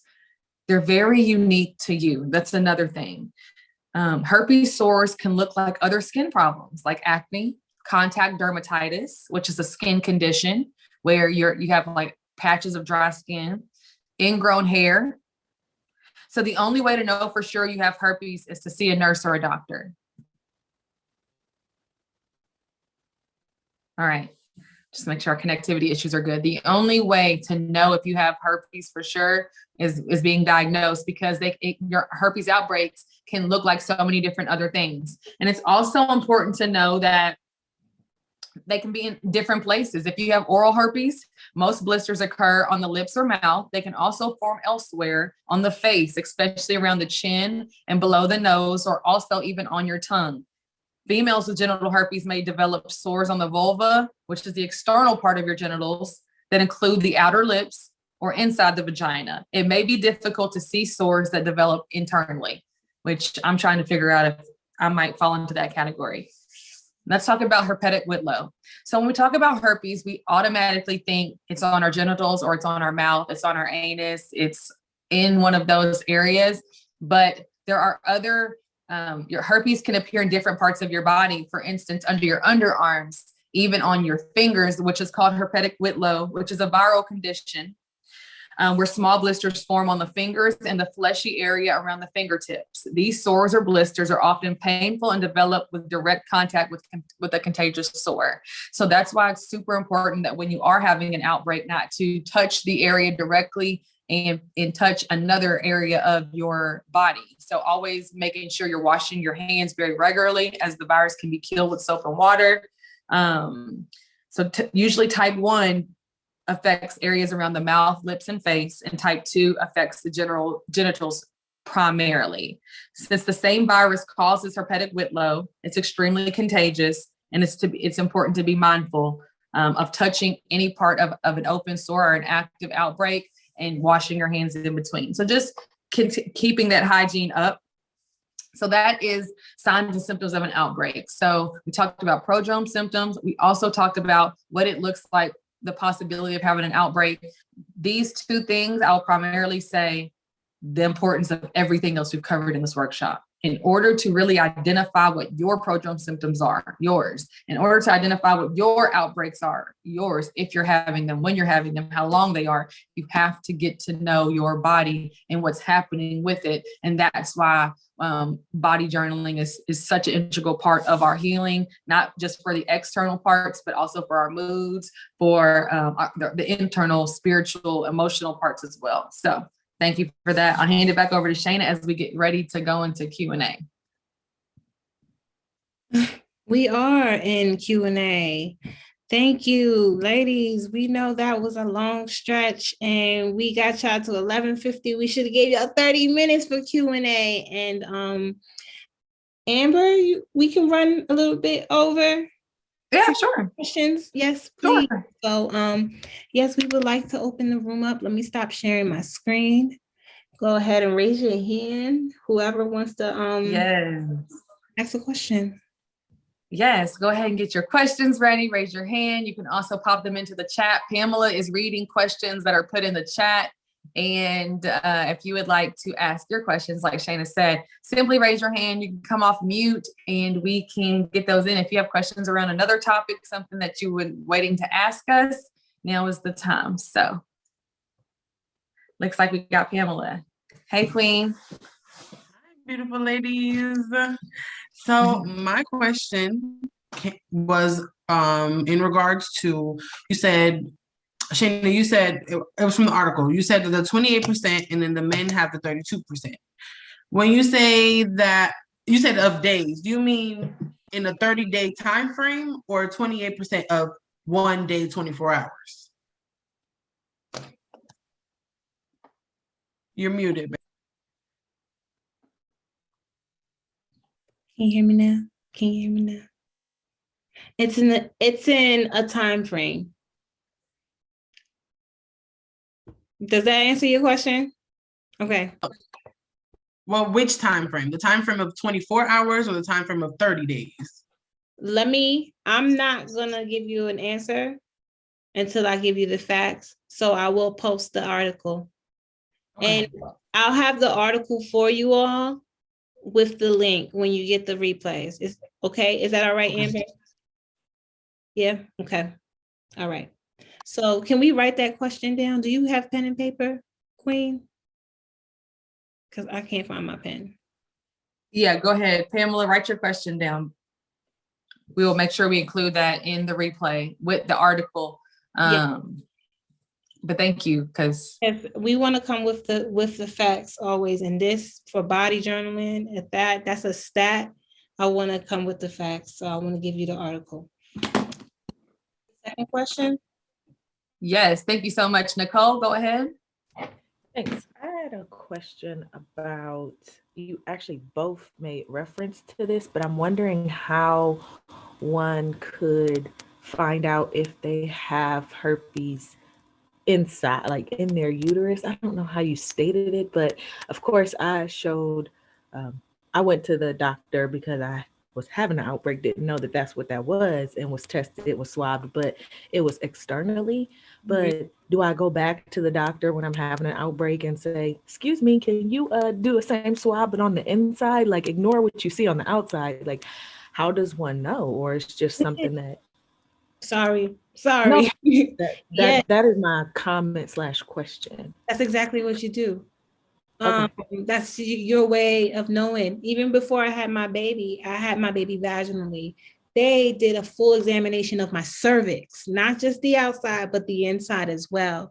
So they won't know to do that for you. Say if you're experiencing a yeast infection or BV because you are having an outbreak inside of your vagina right now, and you go, they're just gonna send you home with something for your BV and your yeast infection. They're not gonna think, oh, let me examine her cervix right now. So you have to say it. I have HSV1 or HSV2, and I think I might be having an outbreak internally. Can you please, examine my cervix and inside of my vagina? But that is usually women who do have outbreaks in their vaginas. It's the yeast and the BV that's constant for them. That's their telltale sign. Thank you so much for that, Shayna. And Nicole, that was a great question. And it's just more so speaking to, using your voice and asking the questions that we aren't really primarily used to or accustomed to asking our doctors, because we're just going off their word and they're not, going back in and say, okay, well, I want to know to even more level of, specification, what is going on with my body. So definitely just ask the question. But thank you for that. That was a great question. Looks like we got Marquita next. And if you have another one, we can just hop back in line and cycle, but we're going to go to Marquita. Hey, Queen. Hey, how are you guys? So I did want to comment on saying that, I would definitely go back and tell my doctor what to do, because when I had a recent outbreak, I didn't wasn't very educated on herpes and whatnot. He just looked at it and said, oh yeah, that's what it is. And I'm like, he was like, you get a blood test if you want, but that's up to you. I'm like, well, I want to know. But my question is that when I had my prodrome symptoms, my lip, the last outbreak I had, my lips swelled up as if somebody punched me in the face. It was so huge. And is there a way to, aside from ice or whatever, to soothe that, or no? No, ice, pain medication. It's just, I haven't found anything to soothe my nerve pain at that. Yeah. But Mary Jane, to be honest. Keep it 100 with y'all. I'm sorry, y'all. But yeah, I don't have any advice for the swelling in your lip. Is it your vagina lip or your lip? My lips, not my mouth. Yeah, sorry. But I can get it for you. Best believe I'm gonna have it for you. Okay, thank you. Yeah. Thank you, Marquita, for that. Looks like for that, we know you have HSV1, Marquita, correct? Yeah. Yeah, okay, that's what. Okay, well, thank you. My test, there was, I guess there's a certain amount of antibodies that they wanted to say oh, okay, you have it. But I had a very small amount of HSV2, but I guess it wasn't enough to be detectable. So it's I just assumed that I have both. Okay, gotcha. Thank you so much, Queen. Appreciate you. Deja, hey, Queen, what's your question? Real quick, Deja, I'm sorry. I want to cut in before I lose this thought. HSV is known as the sleeping virus. So when you're looking at those numbers on your test, someone whose body is constantly fighting the virus, they're going to have more antibodies because they're going through outbreaks. So their body's already in that mode to create the antibodies for it. But when your virus is sleeping, that's when you'll have those low numbers, and it's kind of like you don't have it. And this is why they get you with the scams on the cures, because they teach you how to put your virus to sleep. Then you take a blood test and it seems like you don't have it anymore. Okay. Make sure I put that out there. Thank you so much, Queen, for that. Deja, hey, boo. Hello. My question is kind of along with everybody else's. I kind of got a knock at my door, so I'm not sure if you answered it with Nicole's question. But which doctor should be doing that PCR test? Like, if you have an outbreak, should it be your OB or should it be your primary care? Or does it not matter? Because I had a bad experience this week, and then the letter I just got. Let me just get my question answered before I go left. But should your OB do a testing, or can your primary care do that as well? You on mute? You're I feel like either. Primary care doctor should be doing that for you. The only time you should be going to your OB is if you're pregnant. That's when you're gonna start going to your OB, but your primary care should cover all of that for you. Okay, that's what I thought. I've been in this city for a few years, but I've never had a primary care. Most of my issues are like OB related, so I go there to get tested. But I tried to get a primary care doctor because I know that's what it's supposed to do. And I had a follow-up appointment. Like, the first time was the initial, and then I had a follow-up. And I ended up telling him I didn't want to see him anymore. And he kind of sent me a letter saying, I think you should see somebody else. But I thought so. He said that he couldn't do the test unless he continued to see me. But he kind of was just talking about like other things. Like, at my last pap smear, they said that I had HPV. And from my understanding, you're just supposed to monitor that. You'll get a pap smear more often. But that's just like all he would talk about. Like, I was telling him, like, this was my one concern, like the testing. But I just wanted to know who should do it. So I guess you did answer that the primary care should be able to do that and any other thing. Thank you. Then your primary care will refer you to somebody if it's something that your primary care doctor can't handle. That's when it'd be like, okay, you're going to see the OB. You're going to see this person. You're going to see that person. Like, I didn't go to see an OB until I got pregnant with my son. My primary care covered everything. And I think that's my problem. I don't have one, and I never did. And like, they know everything. And like, that's what he's saying as well. Like, you have to talk to them. I'm like, I did talk to them. Like, that's not my big concern. I'm here for my regular issues. But thank you, guys. Yeah. And it's important that you have a primary care because they can track everything about you. See, an OB is just focused on one thing. Your primary care is going to have the changes in your body every time you came, your weight changes and all of that, to give that information to your OB. So your OB is going to want you to have a primary care so they can contact your primary care and, you know, better assist you. Okay. Yeah. Thank you for that question, Deja. Hope that helps. I agree with what Shayna said. And if you don't have a good relationship with your primary care doctor, it's time to get another one. Yeah. And so don't be diligent about your care. And so if you're not being served at the level you need to be served, just say, okay, cut that tie and, you know, ask around or, you know, look into getting another one. Does anyone else have a question before we finish up? Looks like we got through all the hands raised, but if you have a question, feel free to either raise your hand again. You can also come off mute. Looks like, Pamela, did you have another one? So mine wasn't 100% just a question. It was kind of to feed onto everybody. So I get outbreaks.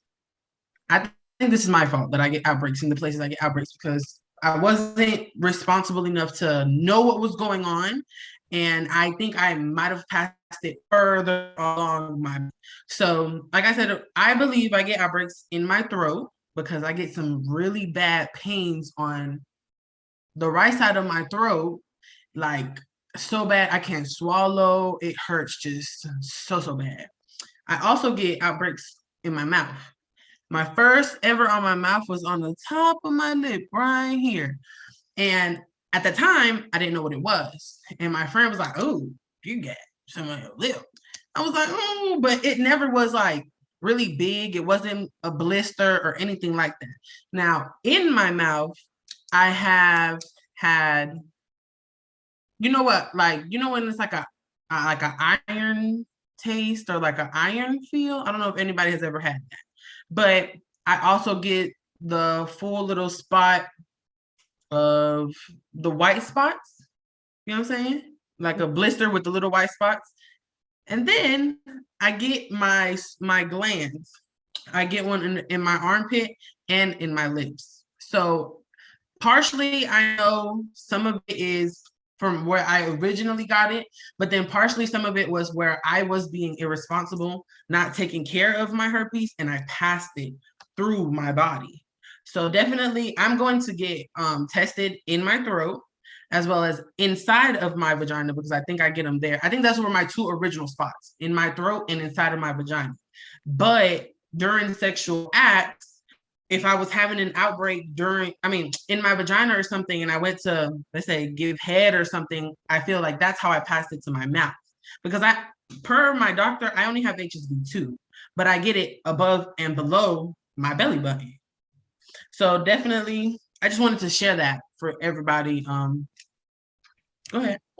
Thank you, Queen. That pain you feeling here is because that your HSV2, even though it's said, I think the definitions, you hear me? Okay, so the definitions of HSV1 and HSV2 are going to change. I see it. It's gonna happen because it used to be if it's attached to the trigeminal ganglion, it's HSV1, and if it's attached to the sacral, it's HSV2. But we're seeing HSV2 be up top and HSV1 be on the bottom now. So I know the definitions are going to change. That nerve pain you feeling is something that HSV1 people usually feel. And it's that same pain that I feel in my leg. Because my herpes is attached down below, I feel it in my leg. But sometimes if it's attached to this nerve over here, you're going to start feeling that same nerve pain come down as well. I don't get it. My bad. I'm sorry. I don't get pain up here. I get pain inside my throat. My leg pain is on my left leg. Okay. Now, another thing with if you do get outbreaks in your throat, a lot of people confuse it with strep throat or bronchitis. So if you go to the doctor and your throat is hurt, that's what they're going to test for. They're not going to know you have herpes. So this is another thing about being aware and knowing your body. Hey, doc, I have HSV1 or HSV2. Can you test to see if I'm having an outbreak or if I'm having strep throat? I want to know what's going on right now. Thank you. Thank you so much, Pamela, for always just coming in and being just your transparent self. We appreciate you sharing. I'm sure everything you share will help all of us. It looks like we have Deja back in for another question. Deja, welcome, Queen. It's kind of going to be like a two-parter question. Whenever we were doing the vaginal smells in the chat, I got 6 smells. I don't know if I wrote it wrong or what. I got 6. And that's gonna kind of populate me to well, now I have 3 questions. I'm sorry. Okay, but one of them was kind of like a passover from Pamela with her armpit, because I think that's where mine is. And in the notes where it's talking about the glands, there's the E word and the A word. That's because of emotions. So does that mean, I know we said that emotions and stress can cause outbreaks, but with the one you get on your arm, I know they're all unique to you and they're not all gonna look like little clusters of blisters, but would it be a clear, and I know we have to get tested to know if that's that too, but would a clear indicator be like if it hurts, like is and it's fickle that way too, because not everybody's herpes outbreak hurt. Yeah. I've had painful outbreaks, and then I have outbreaks that I couldn't even tell was there until I look, because I look at my vagina every day. So yeah, you gotta get a PCR, a culture swab of the area the next time it comes. That's how you know 100%. There's 7 different vaginal smells. You have tangy or fermented, coppery like a penny, sweet like molasses, chemical like a newly clean bathroom, skunk like BO, smoked herbal earthy scent, fishy and rotten like decaying organisms. Okay, rotten was the one I missed. Okay. And yes, Deja, the only way to really know is to literally get that tested, because you can have a very painful ingrown hair that simply isn't ingrown hair, but it can be super painful, especially under your arms. So if it is a herpes outbreak, it could not be painful and still be herpes. So you got to just get the area cultured. Yeah. Well, your other question? I think we answered it. It was about the one I'm missing. Oh yeah, okay. About that one, and then it was kind of for Pamela. I think we got them all. Thank you guys. Sorry, I had more than one. Thank you. No worries. This is what this is for. We appreciate you asking, Nicole. Yeah, thanks for staying over to answer our questions. I lowered my hand, so after this, if I have any other questions, I'll raise it again. My question is about journaling, and so I wanted to try to do a better, or I won't say better, try something different, because I am on Valtrex, and I was wanting to come off of that just because for emotional reasons. I think it's causing depression that I really don't need right now in my life as I try to finish up my degree, my terminal degree. And I'm just like, I can't be stressed out from, like, I can't figure it out. So I'm like, I wanted to journal to come off the medication, but then like right now I'm experiencing an outbreak, and I was like, see, that's because you ain't take the damn medicine. I had you been taking that shit. And I was like, but I wasn't as stressed, but I wasn't as depressed. So I'm like, I wonder, my question is when you are coming, if anybody has, I think, Shana, you mentioned you were on medication at one point in time. Yes. Coming off of that is going to be a process, but I think that's then when you had mentioned the journaling. So I also I skate, I do pole, I work out. So I'm very active. And at 34, my body is a lot different than it was at 27. So things are going to hurt just because I'm getting older. I don't want to associate that with a prodrome symptom. And it's really, no, you didn't stretch properly and your shoulder going to hurt because you getting older. And I think sometimes I could be stubborn in that way and saying that, oh, well, last night when you hit that skate move, you felt that and you feel it today. And it's like, is that a prodrome symptom or is that a body ache? So I don't know the difference sometimes. So while I want to journal, I'm about to be writing stuff that might not even, I'm gonna make myself a hypochondriac. Is that the word? When you worry about not the wrong things, but somebody know what I'm trying to say. Mm-hmm. I'm gonna be misassociating things that might not be relevant for journal. How do you kind of differentiate? One, you got to stop speaking these spells into your life. You speak very bad spells into your life. So you already going into it with intentions on it not being for you. So one, be mindful of the tongue. Two, you don't say, damn, I'm getting an outbreak because I didn't take my medication. Say, damn, I'm getting an outbreak because I didn't take the time to learn my body. Then the narrative shifts too. So it's more so of, I know what's coming. I spent 2 years on the antiviral medication. When I came off of it, I had back-to-back outbreaks. But guess what? It was those back-to-back outbreaks that I seen patterns. You know what I'm saying? I could pick up what was going on when I did this activity, when this pain is coming from. Yes, you're 34, but you're not old. My freaking mother can run circles around my ass. Okay, her knees is on 1,000. It ain't an age thing. It's a us thing. It's a physical thing. Don't think your age is limiting you. It's not. That's another bad spell we gonna have to nip in the bud. This body journaling thing is also the mindset journaling shift.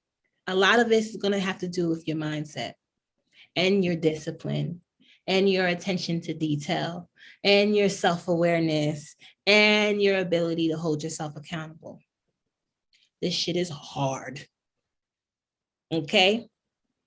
But you have that app. You can link it to your physical fitness app. You understand? You can say, oh, I'm sore on my legs because I had leg day. But you can also know that I was only sore on one leg That's different. Usually when I do leg day, I'm sore on 2 legs. What is this? This is a different type of soreness. I'm feeling it kind of from the inside and not like a muscle pain. You'll become so aware with yourself that even your pains are going to feel different. You're going to know what pain is associated with what. So you're not going to make yourself a hypochondriac unless you go into it telling yourself that I'm going to become a hypochondriac trying to learn my body. Then that's going to be your reality. No, I'm learning my body because I don't want to take antiviral medication no more. And I want to be able to just fix it for me. So I'm not fucking up my liver and fucking up my kidneys and other areas in my body, you know? So, yeah. Yeah. I love that. Shayna. Thank you, Nicole, for that question. It was great. And you sound like me a little bit. I can get into the weeds. I'm 35. I'll be 36. So I sometimes my mouth contends for saying the word old too many times. I'm rebuking it in the name of Jesus. But yeah, don't, just think about the high level things. So start with, the way to eat an elephant is one bite at a time. Like, just don't look at your outbreaks as negative. I know it's hard, hearing me speak from that perspective, but it's just your mindset shift. This is where I can talk. I can speak very, to this point, your mindset's going to determine it all. So if you look at your outbreaks as you're failing, you're letting yourself down, you let this happen, or any type of negative association to it, that's what's going to grow in your mind. So you have to really just change your perspective on embracing and understanding. We talked about that in our disclosure workshop, and understanding, and that will help you there. And then, like Shayna said, if you want to start big with your sleep, with what you're eating, with how you feel on a daily basis, before you're getting into the weeds of thinking everything's a prodrome symptom, just take it one step at a time.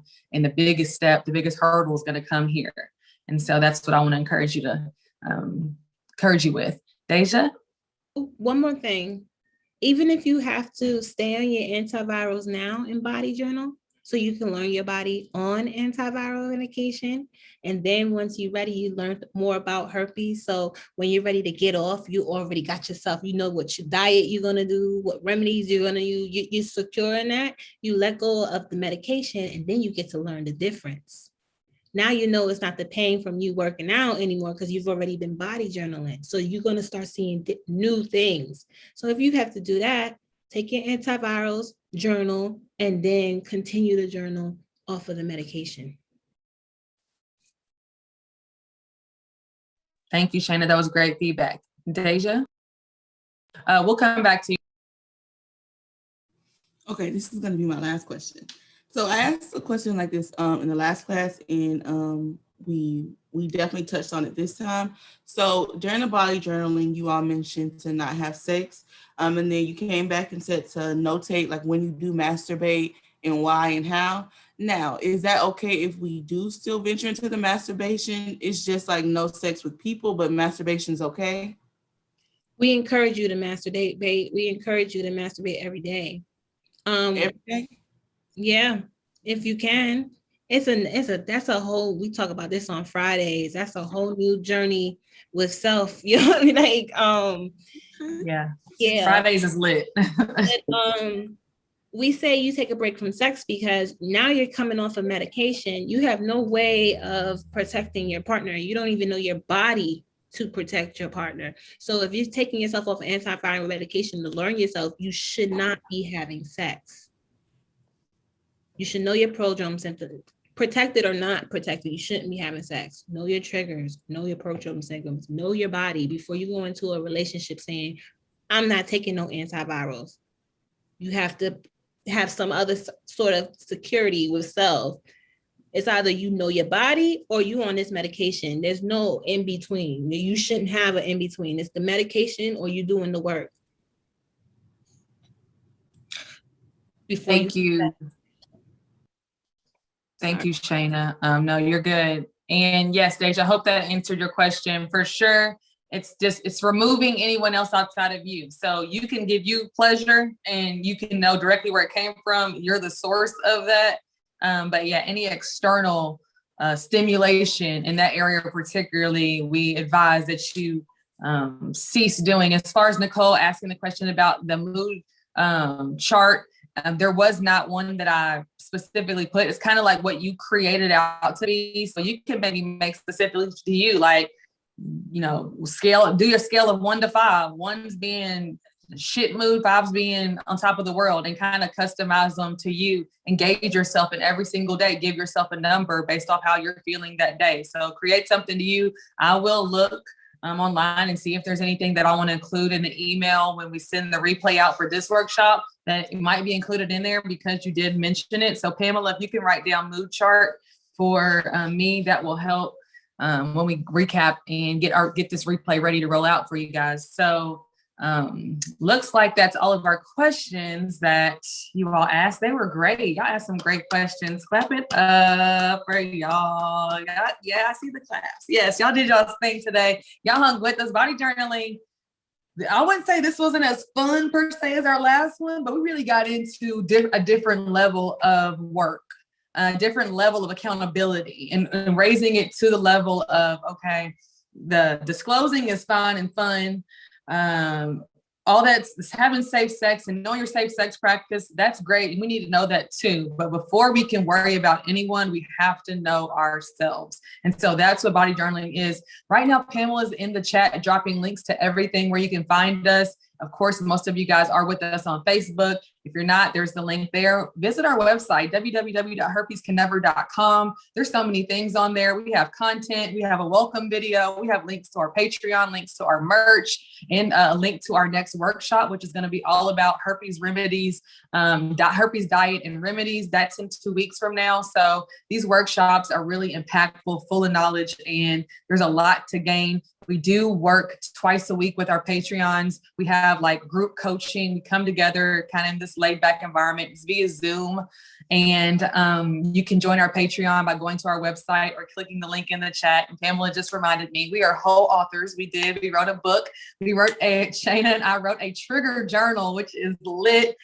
Some of our cousins are already getting theirs in the mail and they're putting them over in the Facebook group. So I know mine better be here when I go check my mail today because I ordered 2 copies.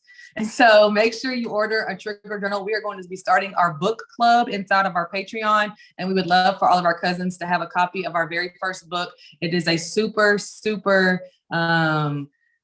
amazing experience that you can go on this journey with yourself. Shane and I wrote every single word in the book, from the reflection questions to the, we sprinkled out some motivational quotes in the book as well that are really impactful. You can find it there. I'm going to go ahead and say goodbye. And then looks like Marquita has a question. Yeah, what's up, Queen? Okay, so I was just wondering about the book. Is it like just herpes related? My sister doesn't have herpes, but I wanted to get her like a book like that.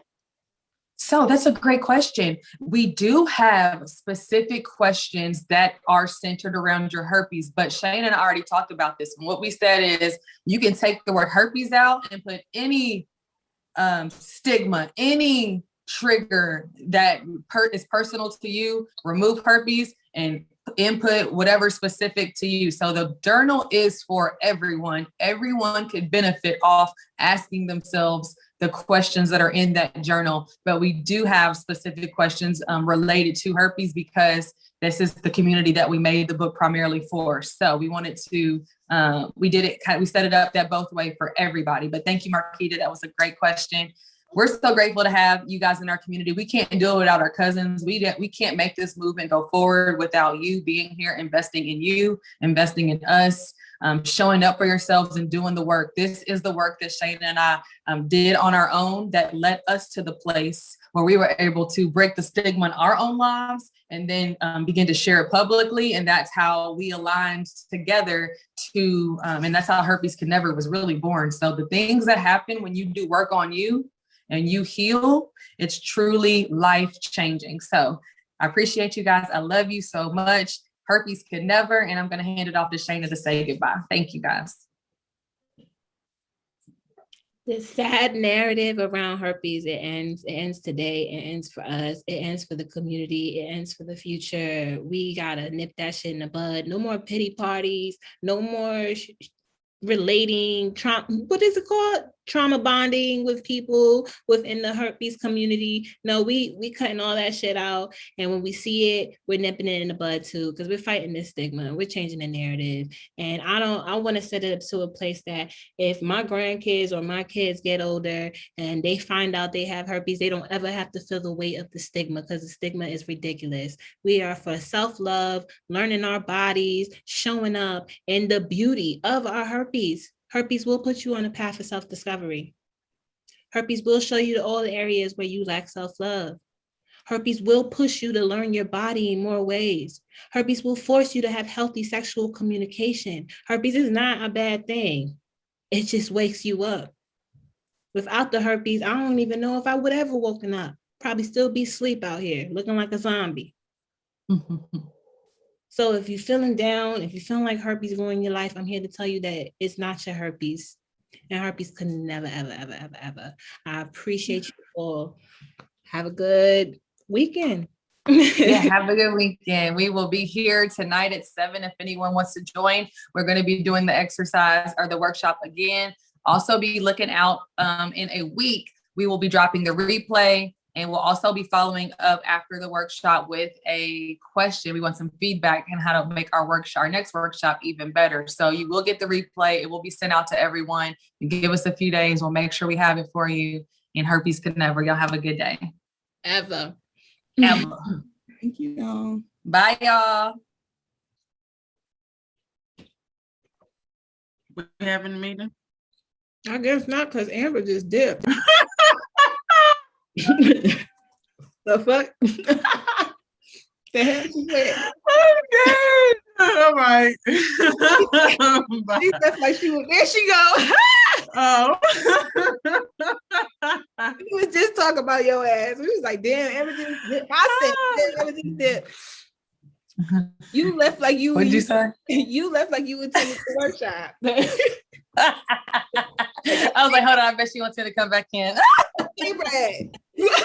Peace. I'm so hungry. I was expecting to end at 12. I ain't eat no breakfast. I'm like, I can't. I got something.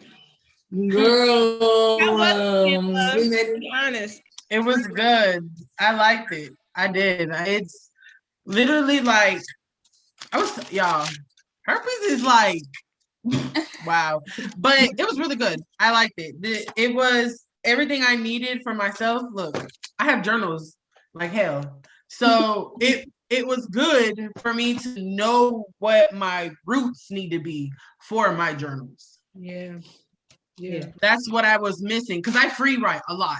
I just get my day feelings out, however it is. If I feel like I just got triggered or whatever it is, I just sit down and write.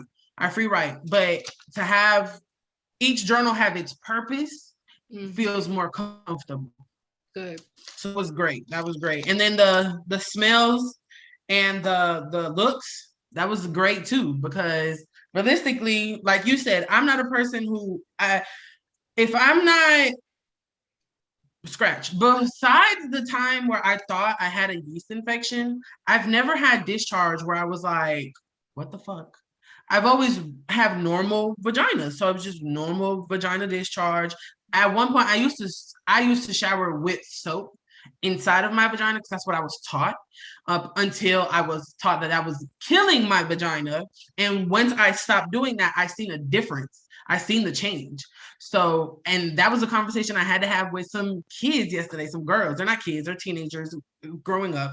And I was explaining to them, like, look, y'all, I know this is what we've been told, but honestly, you're hurting yourself more than you're making yourself clean. Because I was the person where I was like, oh my God, like, why does this keep happening? Like, my vagina must be really dirty. Like, I just must not be cleaning my vagina right. And yeah, this was great. I suffer. I have a sensitive vagina. I get BV off of anything. Silk panties, laundry detergent, soap, new penis, sex toys, lube, everything makes something react down there.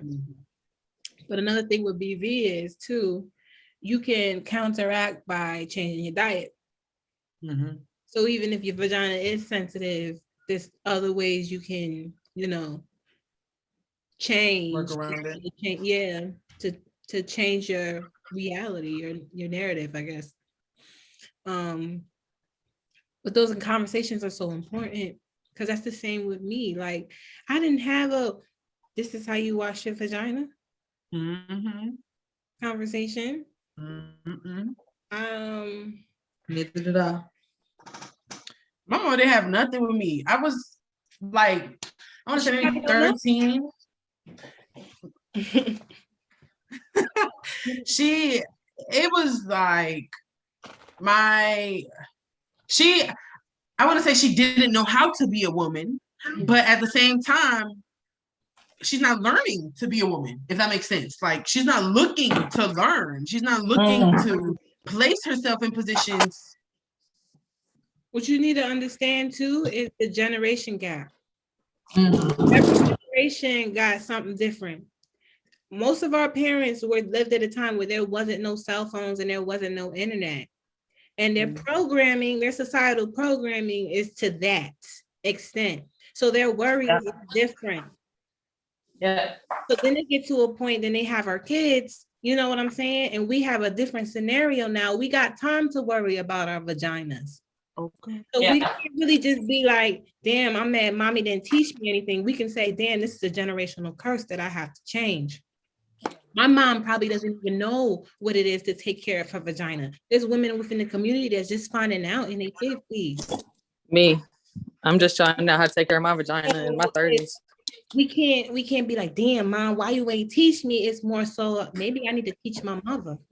I don't know. And that's facts. Yeah. But one thing about learning is you have to be willing. And if you're not willing, it's like going to a closed door. Yeah. So I still talk to the person who gave me herpes.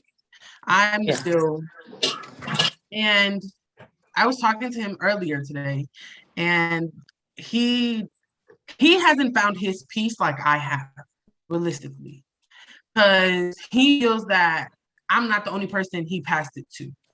He thinks that there was maybe one or other person he passed it to, right? And I'm trying to tell him, like, at least with me, make some type of peace, because I've made peace with my herpes. Realistically, honestly, I'm not 1000% comfortable all the way, but I've made peace within myself with my herpes. What the fuck is herpes? Like, realistically. So I don't know, like, I want to help him, but it's like, men don't think like we do.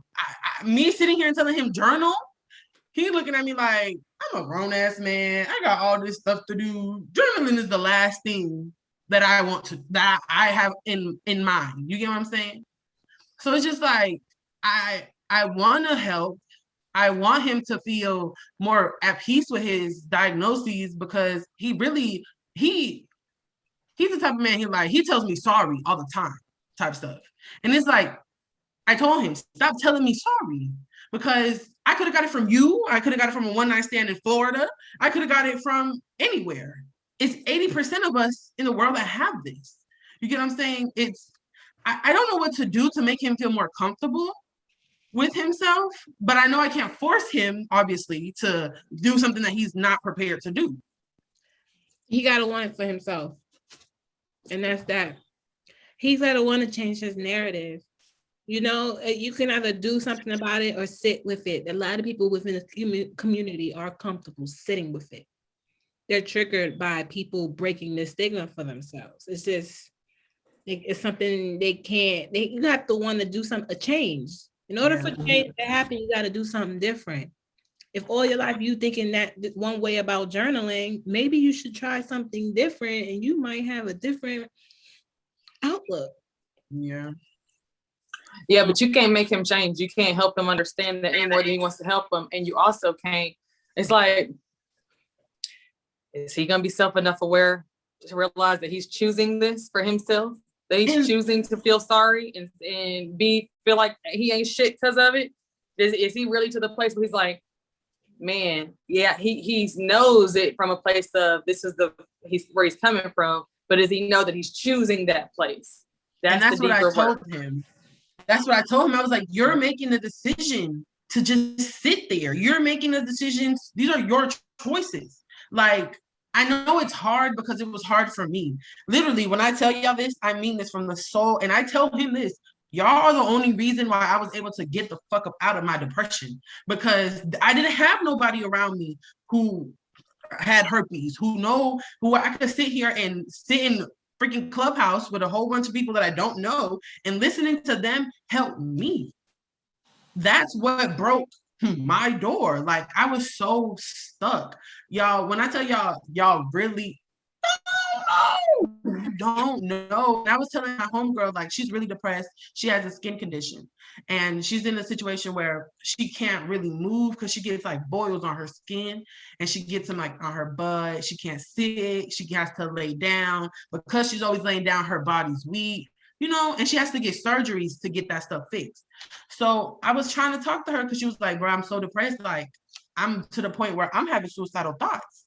And I'm like, look, baby, I've been there, but I need you to understand that I need you to slowly but surely, one block at a time, work on your puzzle from the inside out, because that was what helped me. That was the only thing that literally put light in my life.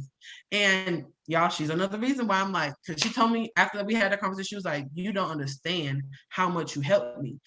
That's how I felt with y'all. And that's what I was telling her. I was like, I do understand, because I've been in a situation where y'all, nothing helped. Nothing helped. Nothing helped. Not me being with my family, not me being alone, nothing helped but listening to other people. So I love y'all for that. Like, I love y'all for doing what y'all do, because you're helping. You're really genuinely, you saved my life. Like, and you don't even know, like, for real. Like, I want to tell you, come here. Girl, I'm an inch away from bawling my eyes out.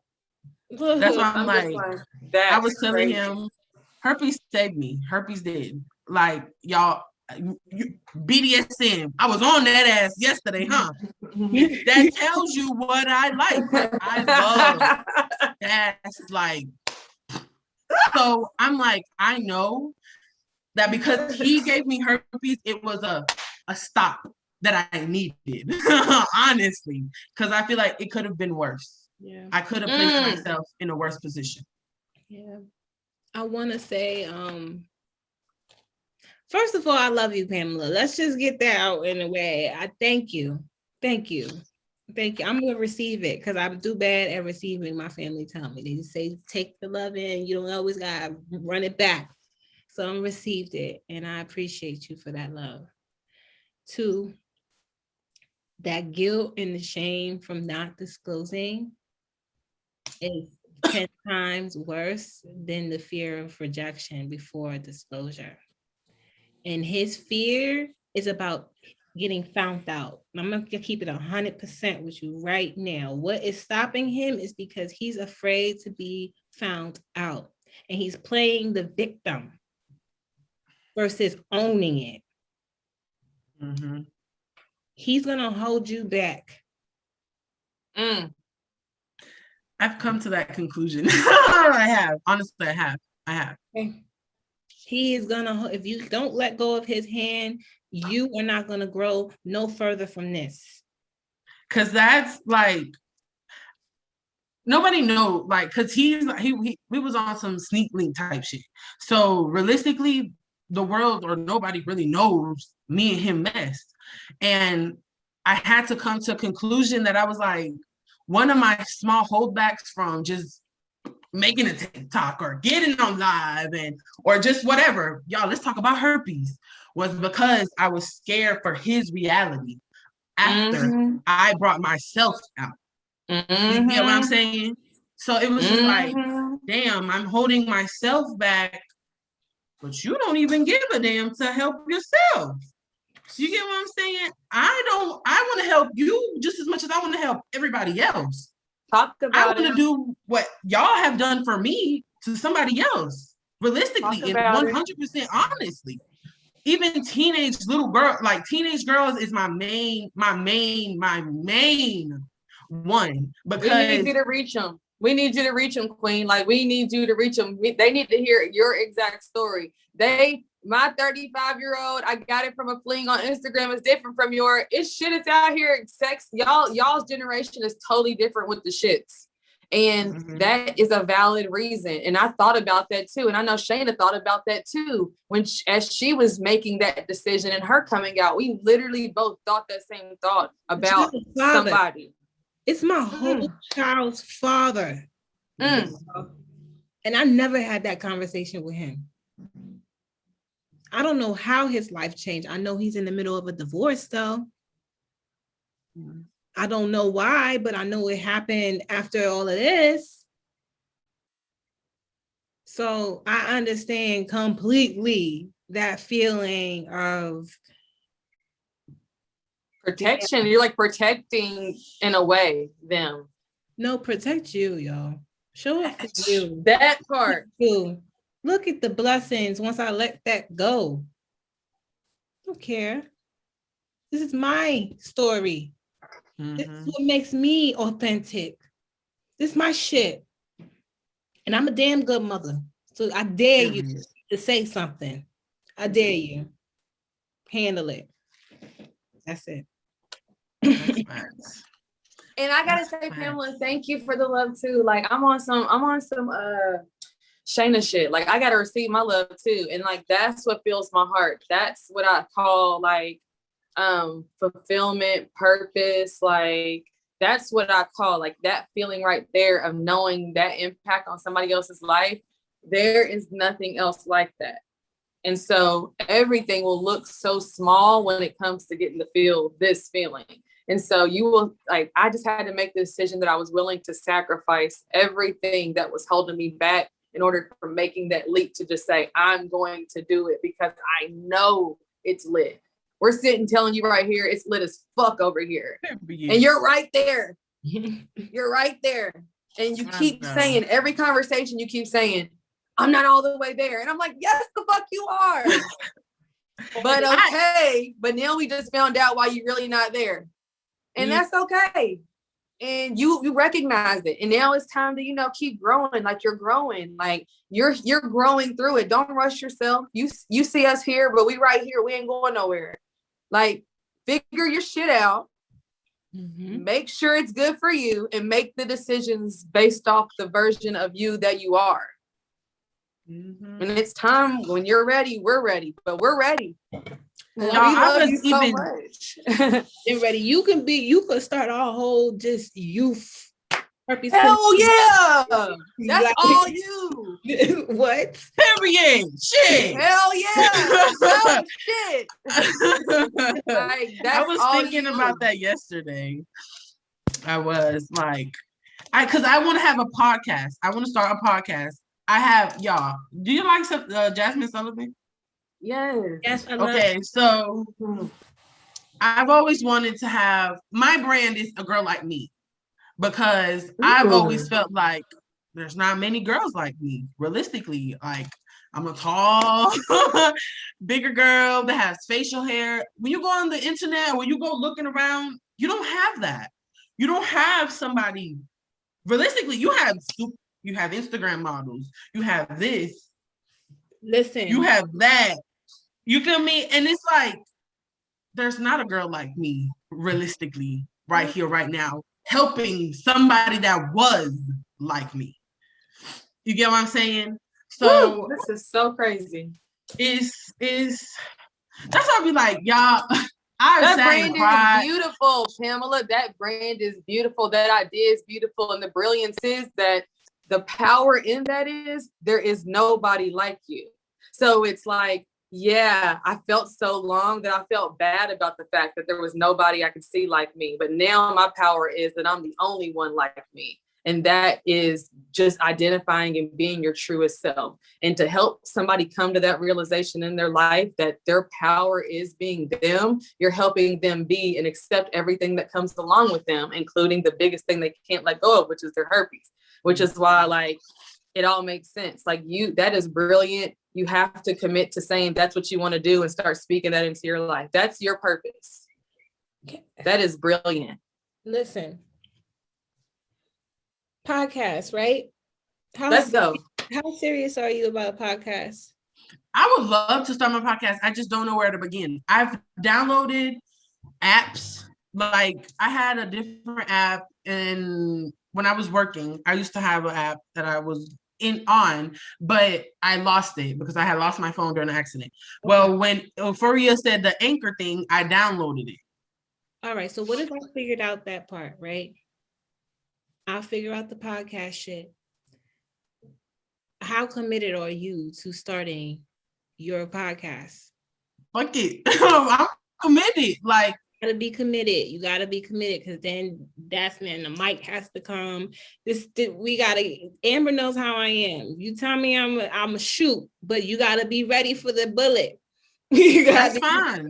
Pamela, let's go. Like I'm saying, we can start. She's about to get this shit started. You look up tonight. We'll have something crazy. Herpes Could Never, a girl like me, Pamela, however you want to do it, a girl like me, and it will be your podcast. And we will figure out the back end shit so that once we are ready to do it, we'll just tell you what you need to do and how you need to show up for the podcast. Okay. And that's how we can make that shit pop up. And it will be your podcast. It will just be through Herpes Could Never. Herpes Could Never. And that's fine because I was talking to him about all of this earlier, and I'm like, this has brought me peace. This has brought me my turmoil that I've had in my life. I don't want to say it went away because I'm still working on all that, but it's calmed the hell down. Like I can have clear thoughts and not be like, oh my God, my herpes. Don't nobody know about my herpes. Realistically. Nobody knows about my herpes. And at that time, nobody knew. More people know now, honestly, because I've been more open. I have herpes. Like, this is what we would need for you to make that happen. Yep. We would need your shoot, your video, your Herpes Could Never video, your story, your girl like me YouTube channel post. We will need that done before we even start researching what a podcast is. And then when podcast does show up and we're getting that going, while we're trying to figure out how to start a podcast, because me and Amber don't know neither, but I love YouTube University and I will find out within 24 hours. I would need a schedule. What will you be talking about? What days are you talking? How are we gonna do the promo for the podcast? How often? I would need those type of details. Where are you going to bring the conversation to? What is the conversation about? So that when we promo it and we have it on the website, we can say this is a podcast about this and this and this and this and that. It don't even have to be herpes. It's the fact that you have herpes that makes it herpes related. And you can, it's just your podcast, but me and Amber's going to have to see it so that we know how to present it, to the platform. How are we going to show up on the website? How are we going to show up on the social media and promote the podcast? This is huge. Everyone in the herpes community is doing solo shit, and Herpes Could Never is bringing people together. This is huge. This is huge. So let's make this happen. Fuck him. Yeah, that. And I gotta say one thing really quick. You see? Yeah. You see what happens when you literally let go of that? Really quick, I suggest, I love a girl like me. I love everything that Shayna said. Yeah. So basically, this is your vision. So write it out and make it plain. What in your wildest dreams would it look like if you got to live your podcast dream? Because that's what we're going to make happen with this. So I suggest, like, my Herpes Saved My Life YouTube video, my biggest YouTube video came from me telling my story. So I told how it happened in my life. So for a girl like me, the podcast literally, like she said, you already have herpes, so everybody knows. Like, that's the thing. Talk about how you felt in the stages of your life. There was no one like you. Share your story. Share who you are. They got to get to know who you are to identify with you, because so many people identify with you just because of your perspective, because of your generation. So you're just going to be sharing how you really felt, and how it impacted you. Then because now you're at the perspective where you can understand what was going on in your life and why it was going on. And that's how you're going to teach people, is you're just going to share your story and the lessons, and they're going to get to know, like, trust you, and they're going to get to understand how herpes came in, what it did to you, and then know where you are now. They're going to see the transformation in your storytelling. You have a great voice, you have a great perspective, you're funny, you're engaging, you bring all the necessary things. So like Shayna said, help us understand what your vision is so we can go about it in the best way. So this is when you need to take it as serious as we need to see, because like she said, like, we're going fast. And we got to see it, but we believe in you fully. We support you.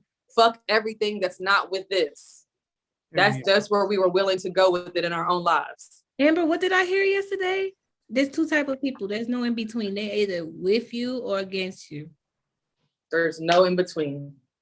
Block everything. And that makes life so much simpler. It makes life a lot less people around, but it makes it so much simpler. You talk about that peace you have a taste of, that will be your norm, because you are operating from who's with me is who I'm fucking with. I don't care what they look like. I don't care what people think about them. I don't care what people think about me fucking with them. I don't care what it looks like to people that used to know me. Fuck everything that's not with what I'm with now, because I know what I'm with now is loving who I fully am. And the only people I want around me are the people who love who I really am. And that's where you are. Let's go. Like, we are here. We can support you. We love you. This is for life. Like, one of our things is gonna be talking about how herpes is for life, like, and not looking at it as a bad way, is a good thing. Like, we have you in each other. We have you in our lives for life. I have Shane in my life for life. That's such an amazing thing that I get to now experience because of herpes. So how could herpes could never, like, that's how deep it really runs. So let's fucking go. I'm hyped. My only one thing would be like, because I was thinking about this yesterday, and I was like, well, how can I be a teacher if I'm still sitting in a seat? Listen, you already a teacher because you know that you're always going to have to be in the seat. Okay. Teacher is always a student. The teacher is always a student. The teacher, that too. You gotta become learning. Yeah, and not but, and, because but negates and extends that. And I was just explaining to my boyfriend, though, that he is a teacher, but he's still operating from the perspective of a student. I said, you can't teach and be a student. You have to live as a teacher and always know that you're a student at that perspective. Like, you got to stand up. You've got to separate, make the separation from, you got the knowledge, but you're still operating from here, and you're not leading from your actions, because that action is going to require a sacrifice that teachers have to make, because teaching is service. Service is sacrifice. So you have to sacrifice at another level that moves you from student to teacher. And then as a teacher, you know that you're always going to be a student. So you're right there in your mind. That's exactly where he is too. And that's okay. That just means you're healing through it. But as that perspective, there you go. You got to make the sacrifice. And that means cutting him off. And that's going to suck. That means the world knowing you have herpes, which that's a reality that you're, going to accept as well. So there's so many unknowns that are in your mind, but you have to say, I'm going to sacrifice all of the things I don't know for what I know what is. And that's your faith. That's going to have to connect it for you to just say, boom.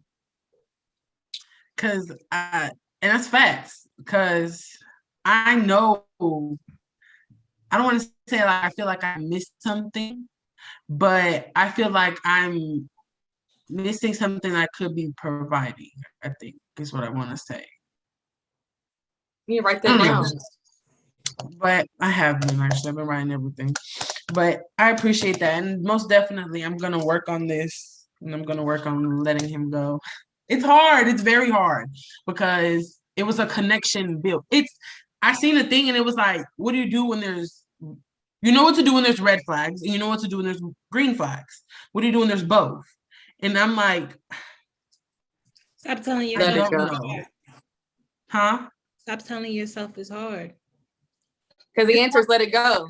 What you are doing, it's hard for you to show up for you.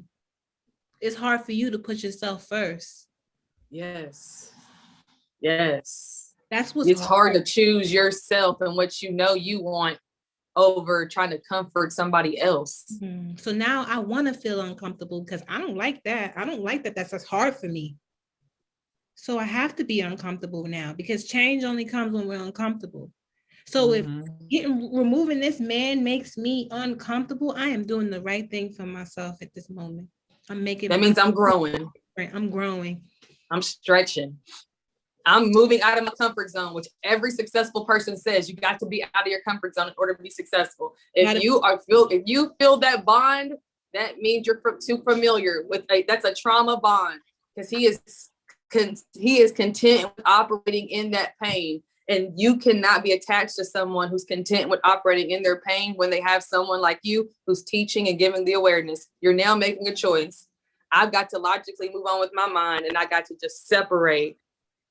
That's that sacrifice. You're always got to be making a sacrifice. But when you sacrifice, you elevate. When you elevate, God just takes you to levels that many people aren't at that level. And you got to be okay with going to that level alone until he aligns you with people who are going to that level as well. And now y'all are going to that level together. But it's going to be who's truly meant for you. And that is hard work because we get ourselves attached to the wrong people. And we got to do that. Herpes caused me to do the work.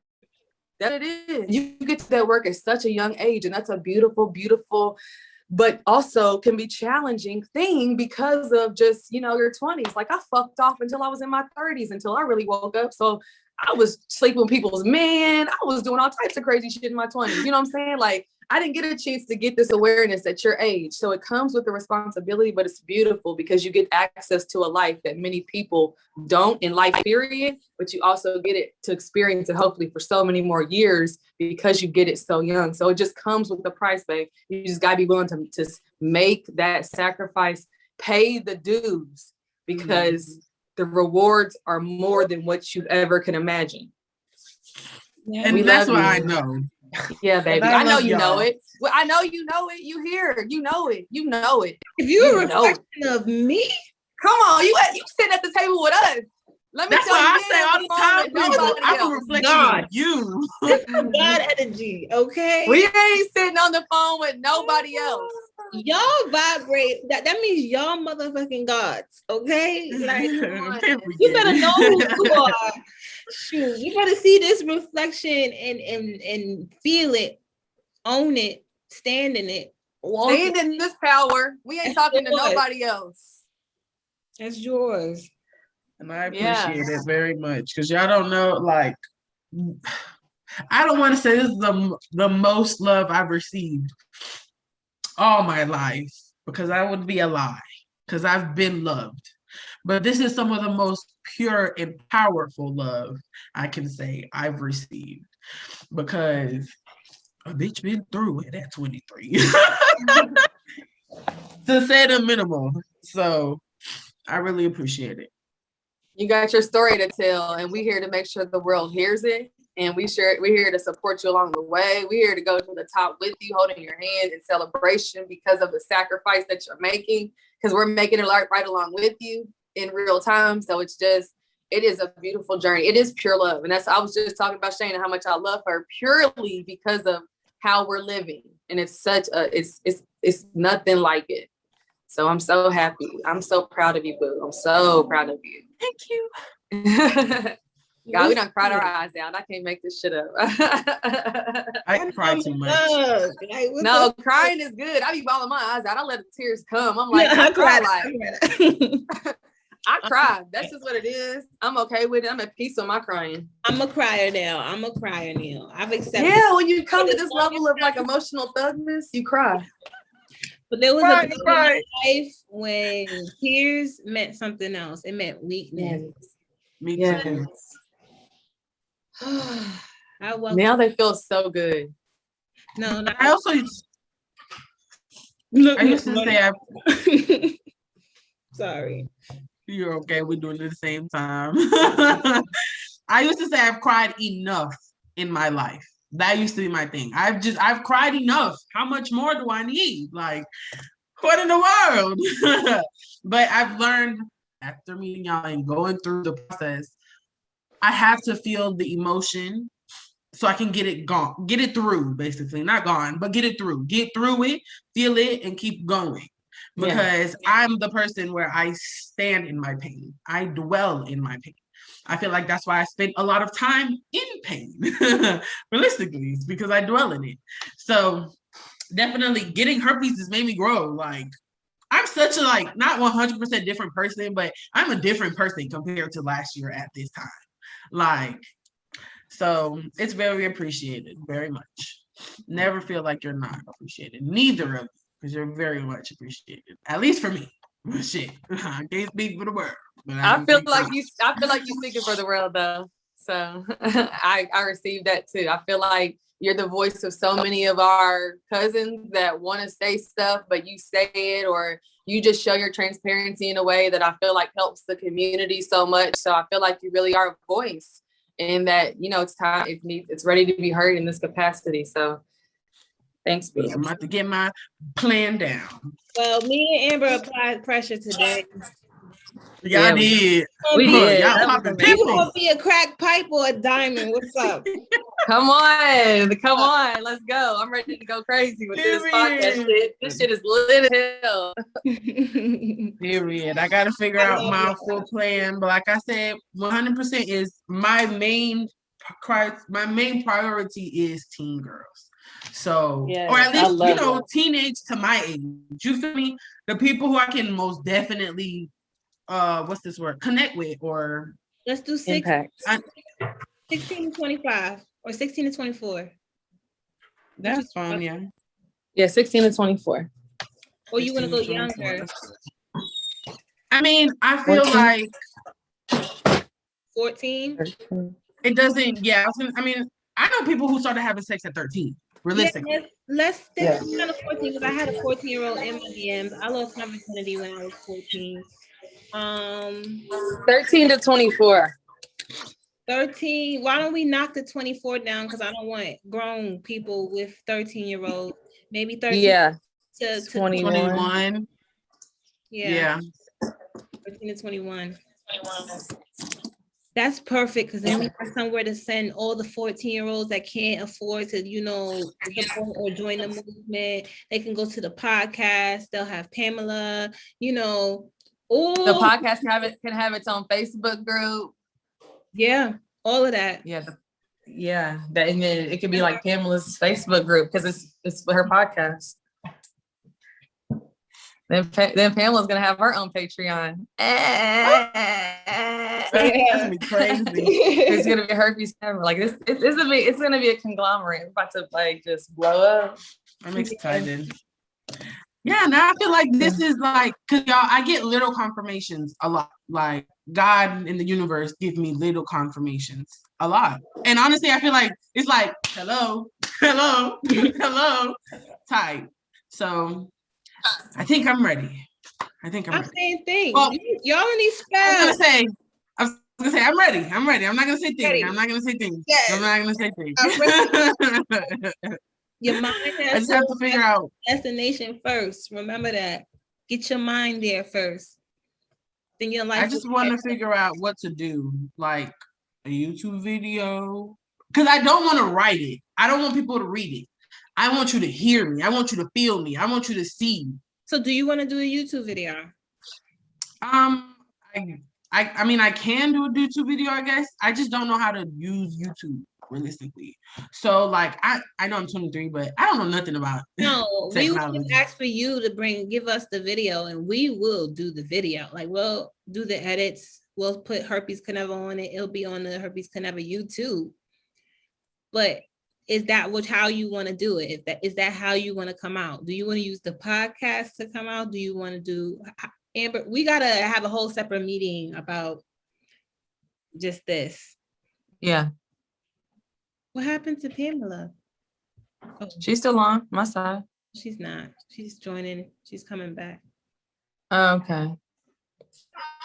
Sorry, my lights are flickering. It's raining really bad here. Okay. You're frozen on your other phone. On my laptop, yeah, because my Wi-Fi went out. It's storming out here today. Where you at again? I live in North Carolina. Look in my backyard. Well, not my backyard because I'm just like a train literally passes right there. That's a train track. I would be outside right now. I love the rain. I love the rain too, but I don't like to get wet in the rain. When I lived in the Dominican Republic, we used to play in the rain. All right, queens. Yes. So yeah, that was a whole lot. We had a whole moment. Yeah, we did. And we got to be with each other 2 hours more later on today. So I know, right? Take a little break. I love y'all, but I need to lay down, stretch out. I got homework I need to finish before the next workshop. So love y'all. You left again. All right, she's gone. That's all good. I love you. Love you. Talk to you later.